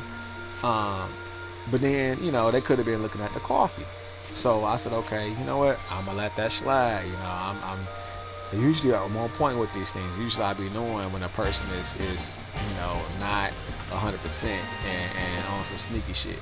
Then, you know, now you got another person that's, you know, in your personal space that you work with that, you know, is giving off maybe there could be something there. You know what I'm saying? So I'm like, I don't like that. I don't play with shit like that. Like, you won't see me posting no videos and no people in my face. You know, not that I don't be hanging out with friends, because I was around a lot of people that I recently was dealing with, and some of them were, you know, people who like being in my personal space. And I personally, I don't let a lot of people in my personal space. But because of where I was at the time and what I was doing, like, the people were in, you know, in the same space because of circumstances. And, you know, the ones who were like in close proximity were like watching me play the video games and shit. So I was like, oh damn, bro, you know what I mean? Like, okay, you know, and then someone wanted to watch me play, so they came and watched, and I said, okay, cool. But I didn't, you know, say, hey, come down here and watch me play the game. You know what I mean? Like, I didn't like ask them to come, like, plan it out that way. It just happened that way. And then some of them just started liking me playing Resident Evil when they was watching the shit, and I commented, you know, on what they were saying. And someone, you know, when I wasn't posting in Genshin Impact, for watching that too, and they were like, damn, bro, this is fire. It's really cartoony, but it's huge, it's beautiful, it's like a lot, you know, going on. I'm like, yeah, it's a huge game, but I still prefer Final Fantasy 14 when it comes to online MMOs. But I do like, you know, Genshin, and I was telling them the difference and shit. And long story short, you know what I mean, I just had people in my space that I didn't select, but they was just there because of circumstances. So I don't really do that. And, you know, I do have pictures with friends. Like, I have a picture on social media while I was in the swimming pool of a friend's house. We were in the pool one night. The water was so lovely. I wish I had a joint that time. I have a picture when I was out in New Orleans on New Bourbon Street with a female who was supposed to have my kids. She was my surrogate at the time. And I have other pictures that I haven't uploaded. I have a lot of stuff I never uploaded. Hanging out with my black ex-girlfriend and a lot of her female friends. But she you know, end up becoming like my sisters, and we would travel and hang out and you know, have fun, you know, clubbing, smoking, drinking, you know, all responsibly. But it's been a while since I've seen her. It's been about a year since I've seen her too. And I don't know if she think I just said fuck it or forgot about it or whatever, because my number was off for a whole year. So I don't know if she called or not. And she don't have my email address. So I'm like, I don't know if she even was worried about that. But I got her information though, and I planned on reaching out and seeing what she been up to, see how she doing. Maybe not. I don't know, man. I just got a lot of shit going on, and yeah, I do miss out hanging out with her. We always have like a really good times when we go out. It's just that, like, you know, sometimes our choices and places is different. Like me, upscale restaurant would be like us going out to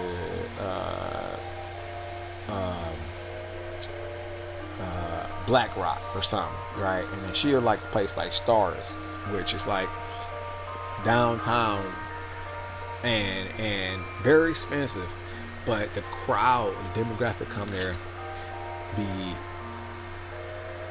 fired up. They be, you know, loud, sauced up off the liquor, you know, shit could pop off.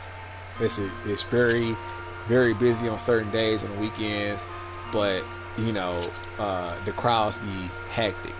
They don't have a sense of grace and decorum. They're not relaxed and laid back. I go to places where people are like, you know, just cool. You know, they relaxing, they eat, enjoying their food. They have mild conversation. You know, it's an intimate setting where the lights are subtle. The atmosphere is nice. You know what I mean? Luxury furniture. But and I'm like, what the fuck? So, you know what I'm saying? That's one of the things that it's, for me, it's always a new experience, because the places that she choose to go to, I don't usually choose those places. So when I, you know, do go with her to those places, it's like it's a new experience for me. But I'll be like, you know, damn, like this is ratchet, you know what I'm saying? Or this is not what I expected, you know what I mean? Sometimes it'd be really nice, and then other times it'd be like, why the fuck did you bring me here? You know what I mean? So, you know, that's one of the pros and cons of dealing with her. And sometimes it be really bad when she picked the places, and other times, you know, I just be like, okay, they be straight. But I don't like hanging out with her when I'm not in my vehicle. Usually when I come hang out with her, we park my car and then we take a different car. You know what I'm saying? So if I'm not in my vehicle and I'm on her time, I hate it. Like, cause I have to wait until she decides to come back to the crib for me to pick up my car. I can't just up and leave, you know, if I don't like what I'm seeing or feeling. You know what I mean? That's why I be on the edge sometimes when I deal with her. That's the only pet peeve I have, is not having my car when I'm hanging out with her. But other than that, it's usually a good time. And I haven't even spent time with her, you know what I'm saying? I haven't even heard from her. I don't even know if she alive, dead, well, you know, missing an arm, a leg, nothing. I just don't know. And I haven't even, since I been back into the world, you know, posting video games and stuff, I haven't really talked to her again. I just kind of like, I don't know, man. I just kind of like had a whole year of like not dealing with people. Just cut myself off to social media. Cut myself off to, you know, not intentionally. Some shit actually happened, forcing me to go that route, in a sense. And I just, it's like, okay, now the time went by, you know, I don't have the urge to really reach out and communicate like that, you know what I mean? So I'm like, solitude has its own rewards. Even though I do have friends and I do socialize, you know, when I feel up to it. But I just recently, since things have made the switch where I'm back posting, I haven't had the urge to reach out to nobody.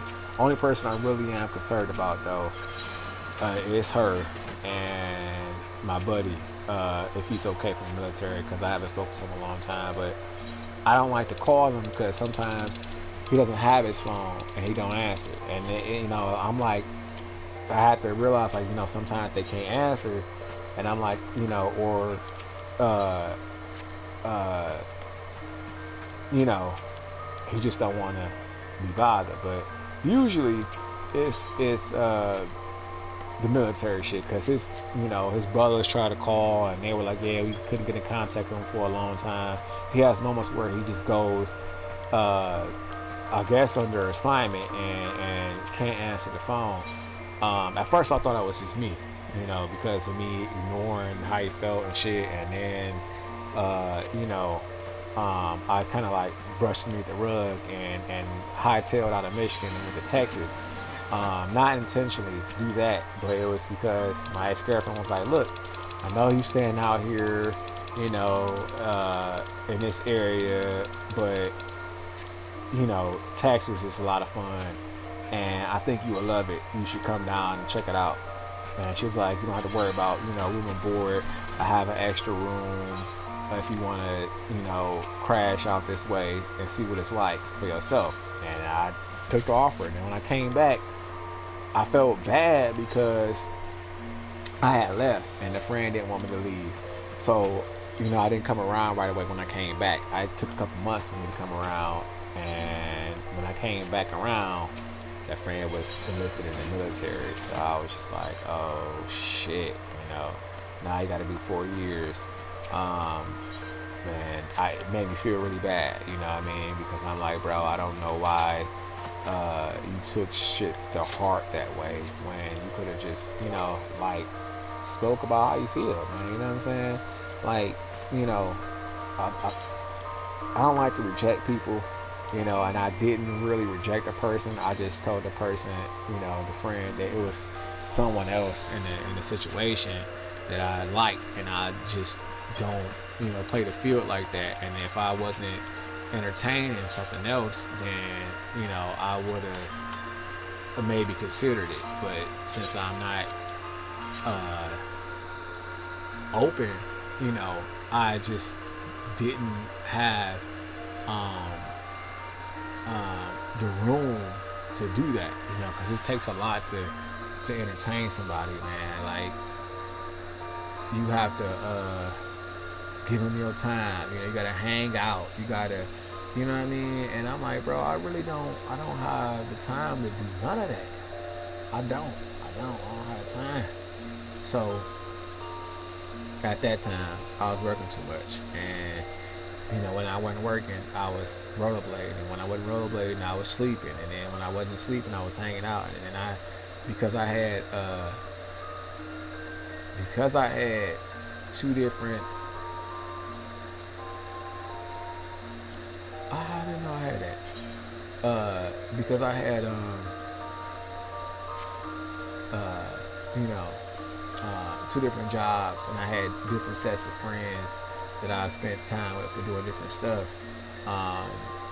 You know, there was time where I didn't come around. You know, that was when after I came back from Texas, I stayed to myself. I had, you know, started working on me a lot more, because I wanted to get another car, and I got another car. By the time I got the car, I came back around, he was already listed in the military, and I felt really bad. And then you know, he was like, I don't like being rejected. And I'm like, bro, you tripping, bro. All I told you was there was somebody else occupying my attention, and that, you know, as of right now, I just can't entertain that right now, you know. And he just didn't take it that well. And I'm like, all right, bro, you know what I'm saying? I'm like, you know, you know what I'm saying? Like, I don't discriminate, and I don't just hop back and forth. I just, you know, date people that I feel that are a good fit, you know, for me, mentally, spiritually, and, you know, being physically attractive is also a perk. But I'm not really too heavy on the physical. like you don't have to be a drop dead supermodel for me to, you know, want to be with you or whatever. But for, you know, find you attractive, I just don't like uh, dating the Walking Dead though. You know what I mean? Like I don't want to date somebody that look like you know, a zombie. You know what I mean? Look fucked up. So, but that wasn't even on my agenda list. You know what I mean? I didn't even know that that person was feeling that way. So it just threw me for a loop. I'm like, what the fuck, bro? You know, like you, damn. You know what I'm saying? You, and it was serious about it. So, but outside of that though, that never was my uh, mentality when I was around the person. I'm just like, this is my bro, you know, this is my family member right here. We play games, we eat together, you know, I can trust the person enough while I sleep around them, you know, we just, you know, hang out. So I was kind of shocked when I realized that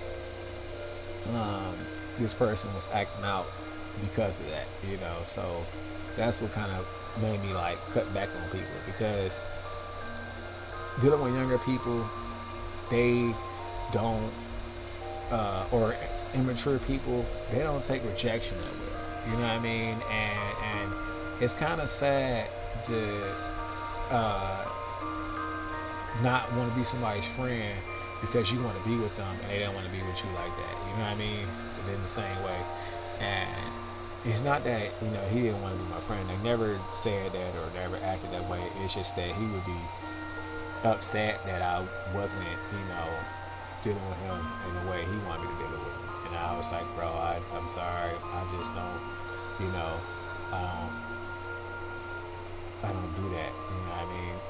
And I felt bad because being a person's not an unattractive person, is very nice looking person. And you know, I know, you know, he really had strong feelings. His grandma kept telling me, like, you know, my you know, really likes you. You make sure you stick around and, you know, treat him well. And I'm like, wait a minute, what's going on? You know what I'm saying? I'm thinking, like, what is she saying about this? Is she thinking we, you know, doing stuff? Because we're not doing stuff. We just friends. You know what I mean? But to know that she was okay if I was doing stuff was really relieving, you know, because it's an all-white family. So I was like, man, some white folk don't like their child dating, you know, people of color. So, you know what I'm saying? And I was surprised at that. Like, she was rooting for it. And I'm like, but we're not even together. I'm not even trying to, oh, no. You know what I mean? How did I end up in this situation? But, you know, he didn't like the fact that I just didn't respond in the way that he was anticipating me to do. And I was like, bro, like, what the fuck, man? Like, how can you just be so how can you be so inconsiderate? You know what I'm saying? It caused us to have a lot of headaches. Moments where he bumped heads because, you know, he'll be feeling a certain kind of way, and I had to, you know, like, look, bro, like, you know, hey, we, you know what I'm saying, it's not that. So I don't know, man. I feel kind of bad about it, and I feel like I should have handled the situation a little bit better, because last time I spoke to the friend, you know, he was he sounded like he, you know, really wanted us to kick it and play Elden Ring, and I just didn't do it because I didn't feel like going to buy it, and I kind of chewed his head off about the Final Fantasy thing. I was like, bro, you know, like, stop wasting your money, you know what I mean? Like, dude, like, that's a waste. You could just, you know, like, play Elden Ring later. Let's get it out the way. You know, let's get our little couple hours so we can play. He hopped on. He was like, I'm sorry. And then after that, I just didn't, I didn't play for a long time. Like, then all of a sudden, I tried to call him, couldn't get in contact. Saw his grandma, she said she couldn't get in contact. His brothers had moved out, and I said, oh shit, you know, because I got his brother's number.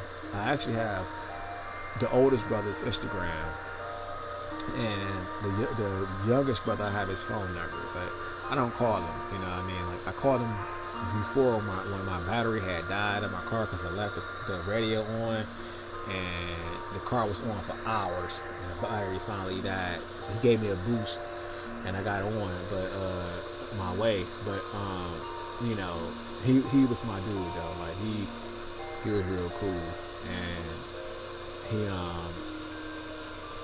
he hasn't been around. So I was like, damn, bro, you know, it ain't no reason for me to come by, because when I came by, if my buddy wasn't there, I always hang out with his younger brother. His older brother didn't live there, so I didn't get a chance to really kick it with him like that. Even though I thought his older brother was the coolest out of all three of them. He was really funny, and he was a gamer, you know, super nerd. But I just didn't really get, you know, that much time to kick it with him. Even though he made attempts, he did, and the times we did hang out were really cool. We played Streets of Rage, we played Pikmin, we played Smash Brothers. I talked mad shit to him the whole time playing Smash Brothers. I made him so mad he didn't want to play no more. But we had a lot of fun though, and he was like, man, you know, I wish, like, where were you like years ago? And you know, I just laughed it off, and I'm like, yeah, bro, I would have loved having you as a gamer buddy, you know, when I was really in the gamer scene, you know, and he was just like saying, and then he introduced me to his girlfriend, and they, you know, said some stuff. And I said, okay, cool. You know, I can fuck with y'all, but I didn't. You know what I'm saying? I could have did some stuff, you know, but I didn't. You know, I said no because I just didn't want, again, to complicate the friendship, let alone make anybody jealous. So I didn't do that. But it was cool like that. And I'm like, oh man, you know, bro, like I know your whole family now. You know what I'm saying? So if I was to choose one of your siblings, yeah, you would probably hate my guts. You know what I mean? And two, you know, my friend couldn't take rejection anyway, so I already knew it was a wrap. Like I'm like, yeah, I can't get this person to change their ways when it comes to how they feel and how they handle interactions with me, knowing that, you know, they feel a certain way and I don't. So I had to put some space in between us, unfortunately, and that's what caused the individual to act out, you know, in such a negative way that made me like pump the brakes on hanging out with them. And then I felt bad. I'm like, damn, you know what? I didn't take, you know, in consideration that, hey, you know, this person really wants, you know, an opportunity, you know, with me, and I'm entertaining someone that's far away, and, you know, a little bit uncertain about the situation. But I figured, you know, I'm not in a rush to be with nobody anyway, so it works out for me that way. But the whole time, that individual was, you know, going through the rejection and didn't really like it, you know what I mean? And I was shocked because I did not expect that. I really didn't. And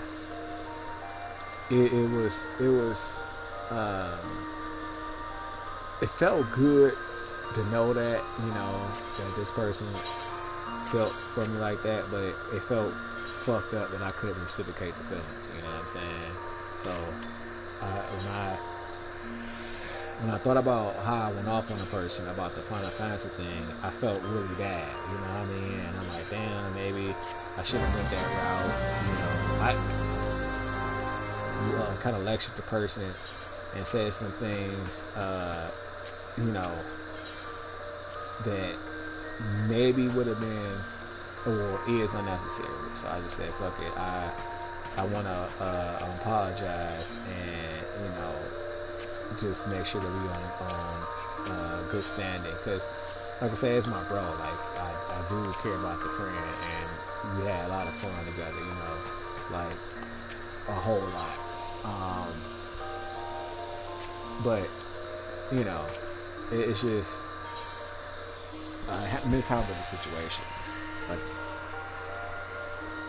that was a friend who never stole my shit and never, you know, like, made me feel like I couldn't trust that person with my life. You know what I mean? Like, cause I'm like, man, I'm knocked out over here, you know, out to smoking trees and shit. And Lord knows I was, you know, I was vulnerable. I could have, anything could have happened. And, you know, that person always, you know, let me know that I could trust them. So I was just really glad that that was my, you know, friend at the time. Because at the time, I really wanted to get to know the area that the friend lived in, and since they lived there, they just showed me around to some things, and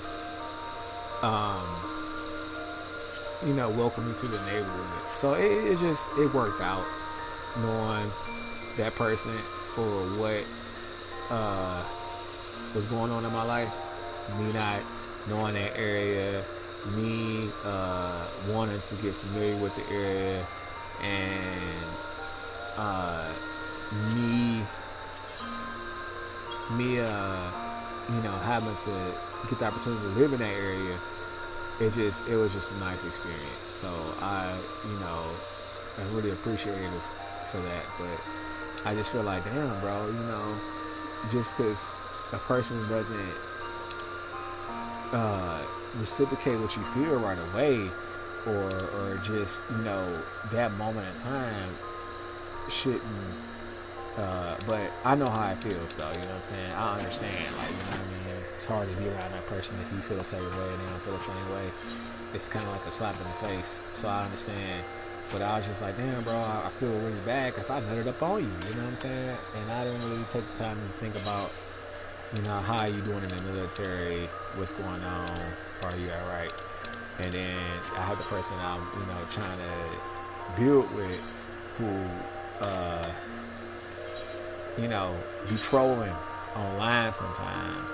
And sometimes I don't think it's their intention. I think it's, you know, just because of it being online and people edit the stuff, has a part to do with it. And then, you know, the circumstances that the individual was in as well. But I just don't like trolling, you know, when it comes to infidelity. Like when it's jokes about whether a person's being paid for or not, I don't like that shit. Like, don't play with me like that.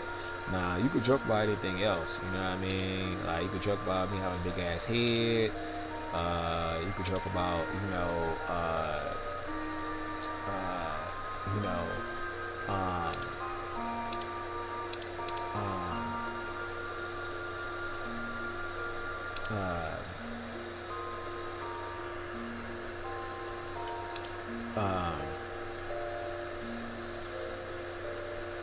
my taste in music, you know what I'm saying? Just stuff that's reasonable and tolerable. Because sometimes you get annoyed when people, you know, joke around too much about certain stuff that you're sensitive about or things you like. It gets annoying, and then you might get defensive. But honestly, I could take a joke or two. You know, I grew up in a family where roasting was like our pastime. So if your ass came through slipping, you was gonna get roasted. You had to be ready for it. So I'm used to, you know, a good joke or two. I don't get offended easily, but I'm not gonna let you disrespect me when I'm sitting here being faithful and I don't, you know, perpetuate or insinuate or imply that I'm sleeping with somebody else that I'm either working with, you know, or I have working for me, or, you know what I mean, like I'm dealing with on a regular basis. I don't play like that, so I don't expect that kind of, you know, behavior from you. You know what I mean? Don't play with me like that.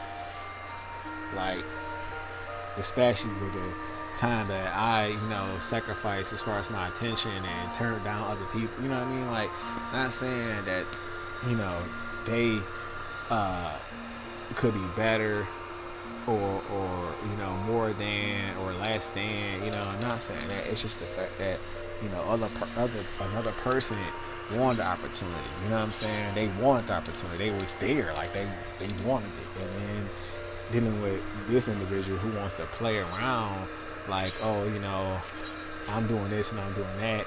I might be cheating with this person, or I did cheat with this, because I'm, you know what I'm saying? Like, shit like that. Like, I'm not feeling that. Like, that is a quick, cut you loose type of shit. Because my time, I don't like to waste it anyway. So, I'm just saying. But with that being said, do I think that you're an untrustworthy person? No, I don't. I really don't. But I'm not about to, get played. You know what I'm saying? Like, because of the stuff, the pace of everything, or how it's been going with real life shit, I really haven't had the time to really address things, because shit. So I let a lot of things go unaddressed, and some things that need to get addressed. You know what I mean? Like, but when it comes to certain things that I know is crossing the line, I gotta, hey, what the fuck going on? You know what I'm saying? Oh, I didn't mean to do that. That was supposed to be for Black Mage. How did that happen? Hey, let me see. There we go. Yeah, so I made that, and then, what is this? Oh.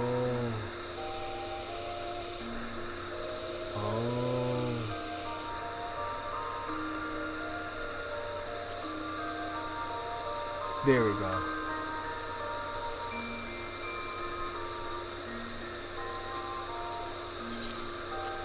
Much better. Okay, so let me see. I'm glad I checked that. Yeah. Come on, Ninja. Let me see. Okay.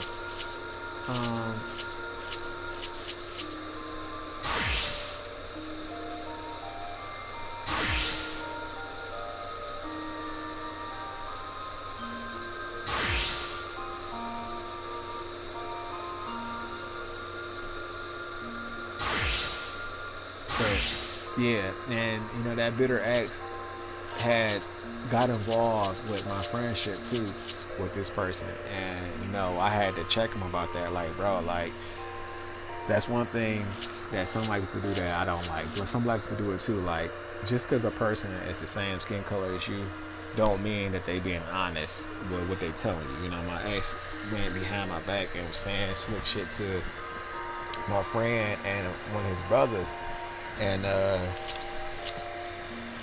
it got back to me.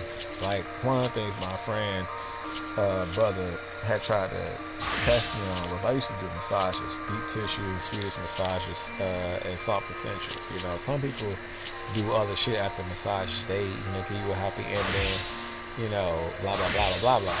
I don't get down like that. You know what I'm saying? I'm like, I do the service and then that's it.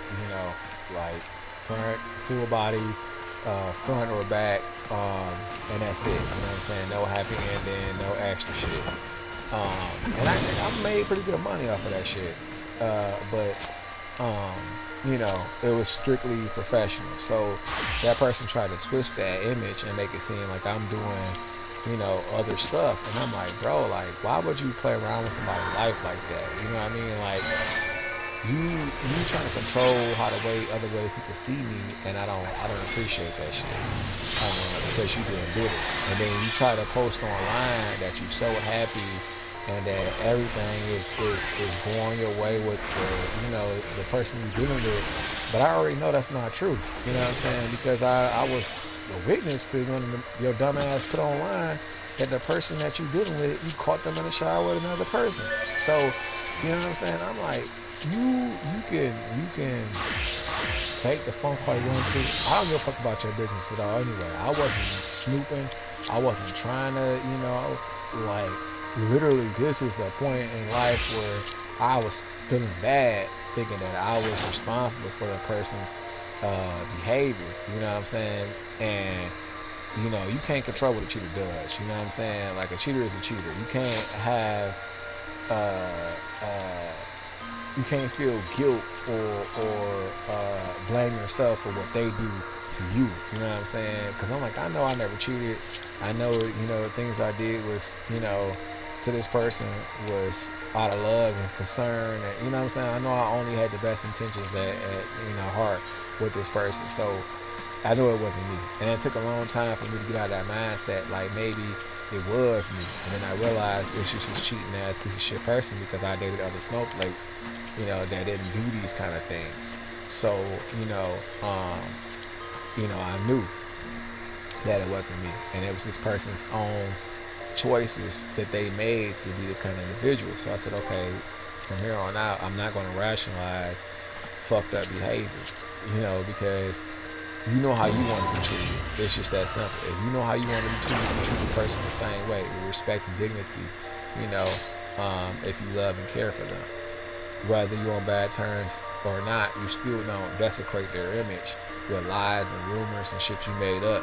You know what I'm saying? Because you mad about being separated from them, or you don't want them to, you know, that person to find somebody else that is going to enjoy the perks that you used to have for being with that person. You know, people do act like that, and that's what people don't fail to realize. There's people out there that are vindictive and spiteful like that, and that's just so happened to be the ex I dealt with. Was I aware of these things when I first dealt with the person? No, but after, you know, some time went by and the grandmother was reaching out to me to get back with this person, and I refused her advances and that person's attempts, that's when the person became hostile and tried to destroy my image.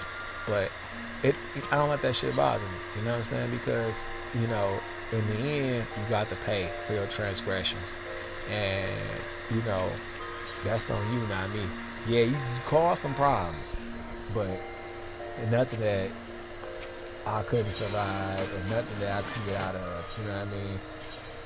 So I'm like, I'm straight, you know what I mean? I'm actually feeling good. Like, I'm not grossly obese, because the ex, you know, is obese now, and I'm not, you know, sloppy looking.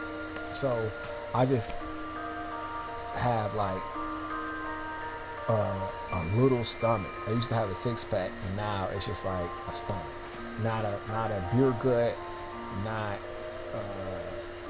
a giant ass stomach that hangs over my crotch area. Like, you know, you won't even notice it unless I like just took my shirt off and was like, bleh, you know, here you go, because it's not that noticeable, you know what I mean? But I just put on a little pound, so I gotta burn that shit off with rollerblading. But yeah, I'm like, man, and that wasn't because of relationship issues that I put on the weight. I put on the weight because of what was going on at the time. Had me depressed as fuck. But nah, I don't have to deal with that. You know what I'm saying? So I'm like, thank God, you know, I'm free, literally, mentally, spiritually, and physically, from the shit that was oppressing me, and I couldn't be even happier. Now I get to go back and, you know, do the stuff I like to do. So I'm just like thanking God for everything. Like, I done learned how to be more thankful and you know, modest and grateful and patient, and you know, nicer, you know, because of being able to reflect and see the blessings I have versus what I don't have. Because there's a lot of people that don't have half the shit that we take for granted as Americans. You know what I mean? Just being an American gives you more leeway than other places in the world. You know what I mean? Some people can't even you know, use social media and express how they feel without, you know, some bad shit happening. Like, you know, countries where they have severe dictatorship, and if they go against the government or say anything about that political figure, you know what I mean, they'll raid their house and take their ass to jail, or, you know what I'm saying? Or worse, beat the shit out of them. You know, here we can actually say we don't like the president, you know what I mean, and you know, still manage to keep your head on your shoulders. But other places you can't do that. You know what I'm saying? So it's just some luxuries that we have that are not, you know, are given all elsewhere of the world, and I appreciate the ones we do have. You know what I mean? So I'm just like, thank God, you know, that I do have the privilege to be myself. You know, because some places you can't even be yourself. Some places you can't, you know, even wear certain things. So it's just like, damn, you know what I mean? And you think you have it rough, you gotta sometimes reflect and think about, you know, that actually you really don't. You know, you might actually just need to step your game up, grind a little harder, work a little harder, you know what I mean? Get you a better source of income, or if that's the case, it's hindering you. But, you know, sometimes other shit happens too, like being blackballed, you know, can affect your money. I mean, it's shit that people could do to slow your progress, but ultimately, you know, as long as you stay humble and you be thankful for what you do have versus what you don't have, you will always have a more positive perspective in life, because it teaches you to be modest. You know, it keeps you grounded when you appreciate what you have versus what you don't have. You know what I'm saying? Like needing someone to, you know, for love, and that's different from you working on yourself. You know what I'm saying? Like I know the feeling of needing someone or want someone that is, you know, understands you and is willing to work with you, and, you know, makes you feel a certain way about yourself and about the things you do. That's a beautiful feeling, you know. And I don't want no person that I deal with to feel like, you know, I don't support them or I'm not patient with them. You know what I mean?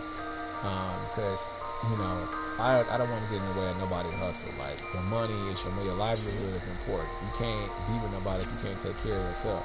So that is number one. You know, career, because I could be gone, but, you know, your career might still be there. So, you know what I mean?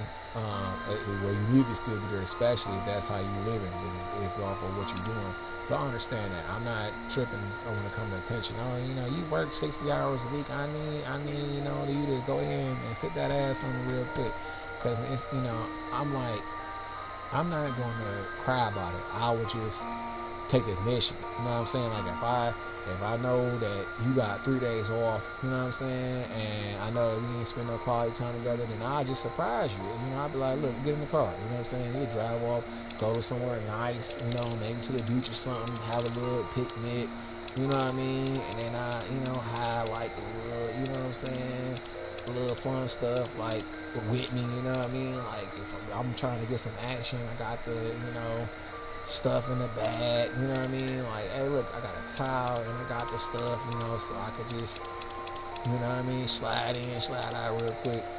Ain't nobody peeping, type shit. But, you know, just spontaneous shit, you know what I'm saying? Fun on the spot, like, that's the shit I'm into, you know what I mean? Like, keeping it, the romance, always a blazing flame versus you get dug. Because when you don't express the passion in a relationship, if that's one of the things that you have, you know, as far as intimacy is that passion, and if you don't keep that passion going, then it dies out. You know what I mean? And me, I'm the type of person where, like, I get unattracted when you do fuck shit. When you do whole ass shit and I catch you in it to the point where I can't trust your ass no more. I don't want that. I don't want to, you know what I'm saying, get jiggy with that. I'm more like, get the fuck away from me. You know what I'm saying? Like, I don't want a person like that around me, because I can't build with you, because I can't trust you. So once that line is crossed, it's over for me. You know what I mean? This individual hasn't broken my trust, just trolls too much. That's all. And I'm just like, you know what, man? I don't want this person to feel like they can't be themselves. So I just be like, you know, thinking about it and overthinking it. But I'm just like, you know, that's just some shit that they're gonna have to get together. They're gonna have to learn, you know, how to differentiate what's acceptable and what's not, you know. And it's not a change to who they are as a person.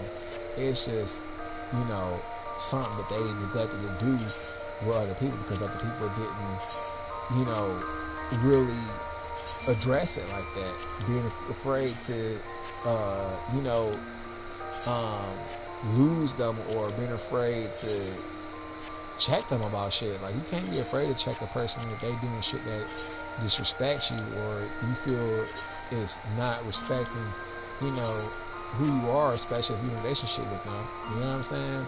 So you have to, you know, speak your piece. You don't have to be nasty about it. You know, you can say, hey, cut it out. I don't like that. You know what I mean? Whatever. Or you can say, okay, I don't like the way you trolling. You know, you need to cut that shit out. You know, don't imply or insinuate that's what you want, because I'm not, you know, that's not cool with me. But anyway, long story short, it's just, I don't rush into shit with people, and I damn sure don't let people just, you know, tell me anything. So, you know, be cautious about who you give your time to, who you call yourself loving, and be cautious about what you listen to from other people. You know what I'm saying? Like, rumors are one thing, slandering the person is another, and then lies is just, you know, the worst. Because rumors can be like, well, I heard, you know, da da da da da. It could be true, it might not be true. But when a person is just blatantly lying to you to change your impression or opinion or your thought process on an individual, you know what I'm saying, that could be a loss for you, because you may be under the impression that the person that you know, inquired about is a horrible person, and you choose to avoid that person because of what you heard, and turn out that person is really nice, and you missed out on an opportunity because that person who said that is someone who has history with them, that they no longer, you know, deal with on a regular basis. You know, cut them off, because people do get mad when they get cut off. You know, when they have no access to you, they get pissed and they try to ruin it for other people or for you, so that you can't, you know, move on properly, without knowing that they had some influence on where you're going. You know, because it's like that. It's like that with some people out here, unfortunately. But anyway, I just wanted to, you know, finish with that, because I'm like, the individual,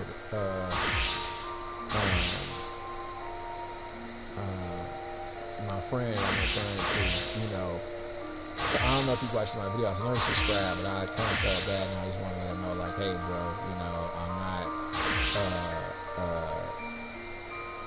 you know, still mad at you, and I apologize, you know, if I hurt your feelings, because I did say something, you know, to him that I thought was just not needed at the time, but I did it at the moment in time that I did it. I didn't, you know, say no foul shit, like, you stupid ass bitch, nothing like that. Just something about what was going on in another area of life that he had going on, and I'm like, bro, what are you doing? You know, like, get it together, type shit.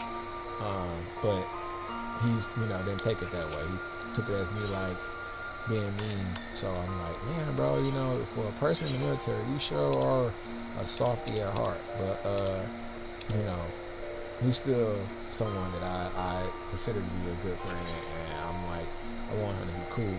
I ain't called him in a long time, but I'll probably try to reach out to him when I settle down a little bit more. I know you're not supposed to wait forever, you know, when there's certain things that be pressing on your mind, you're supposed to address them right away, but I'll probably be like, hey, bro, you know, how you doing, what's going on, leave a message, you know, on social media or PlayStation, and see how you're doing, whatever. But I'm not going to go out of my way if a person is not trying to respond back, you know what I mean? Like, I don't know what's going on, so I just don't know. But that was just, you know, to reach out to the friend, because last time he subscribed, and I don't know if he takes the time to watch my videos every once in a blue moon, But if you did, you know, I'm like, hey, look, bro, this is, you know, apology. And then to the other person that I'm trying to deal with and have in my life as a significant other, on every aspect, you know, just tighten up, you know what I'm saying? Get it together. Like, I don't know what you're going through. I don't know what the situation is looking like, you know what I mean? But, you know, time is like always in motion, you know what I mean? It's always going. So don't waste my time with no dumb shit. You know, I'm already being patient as it is, so don't waste my time with no dumb shit. You know what I mean? Like, I hope that everything is well. I hope that, you know, soon, you know, I get to pet the pussy cat and you know,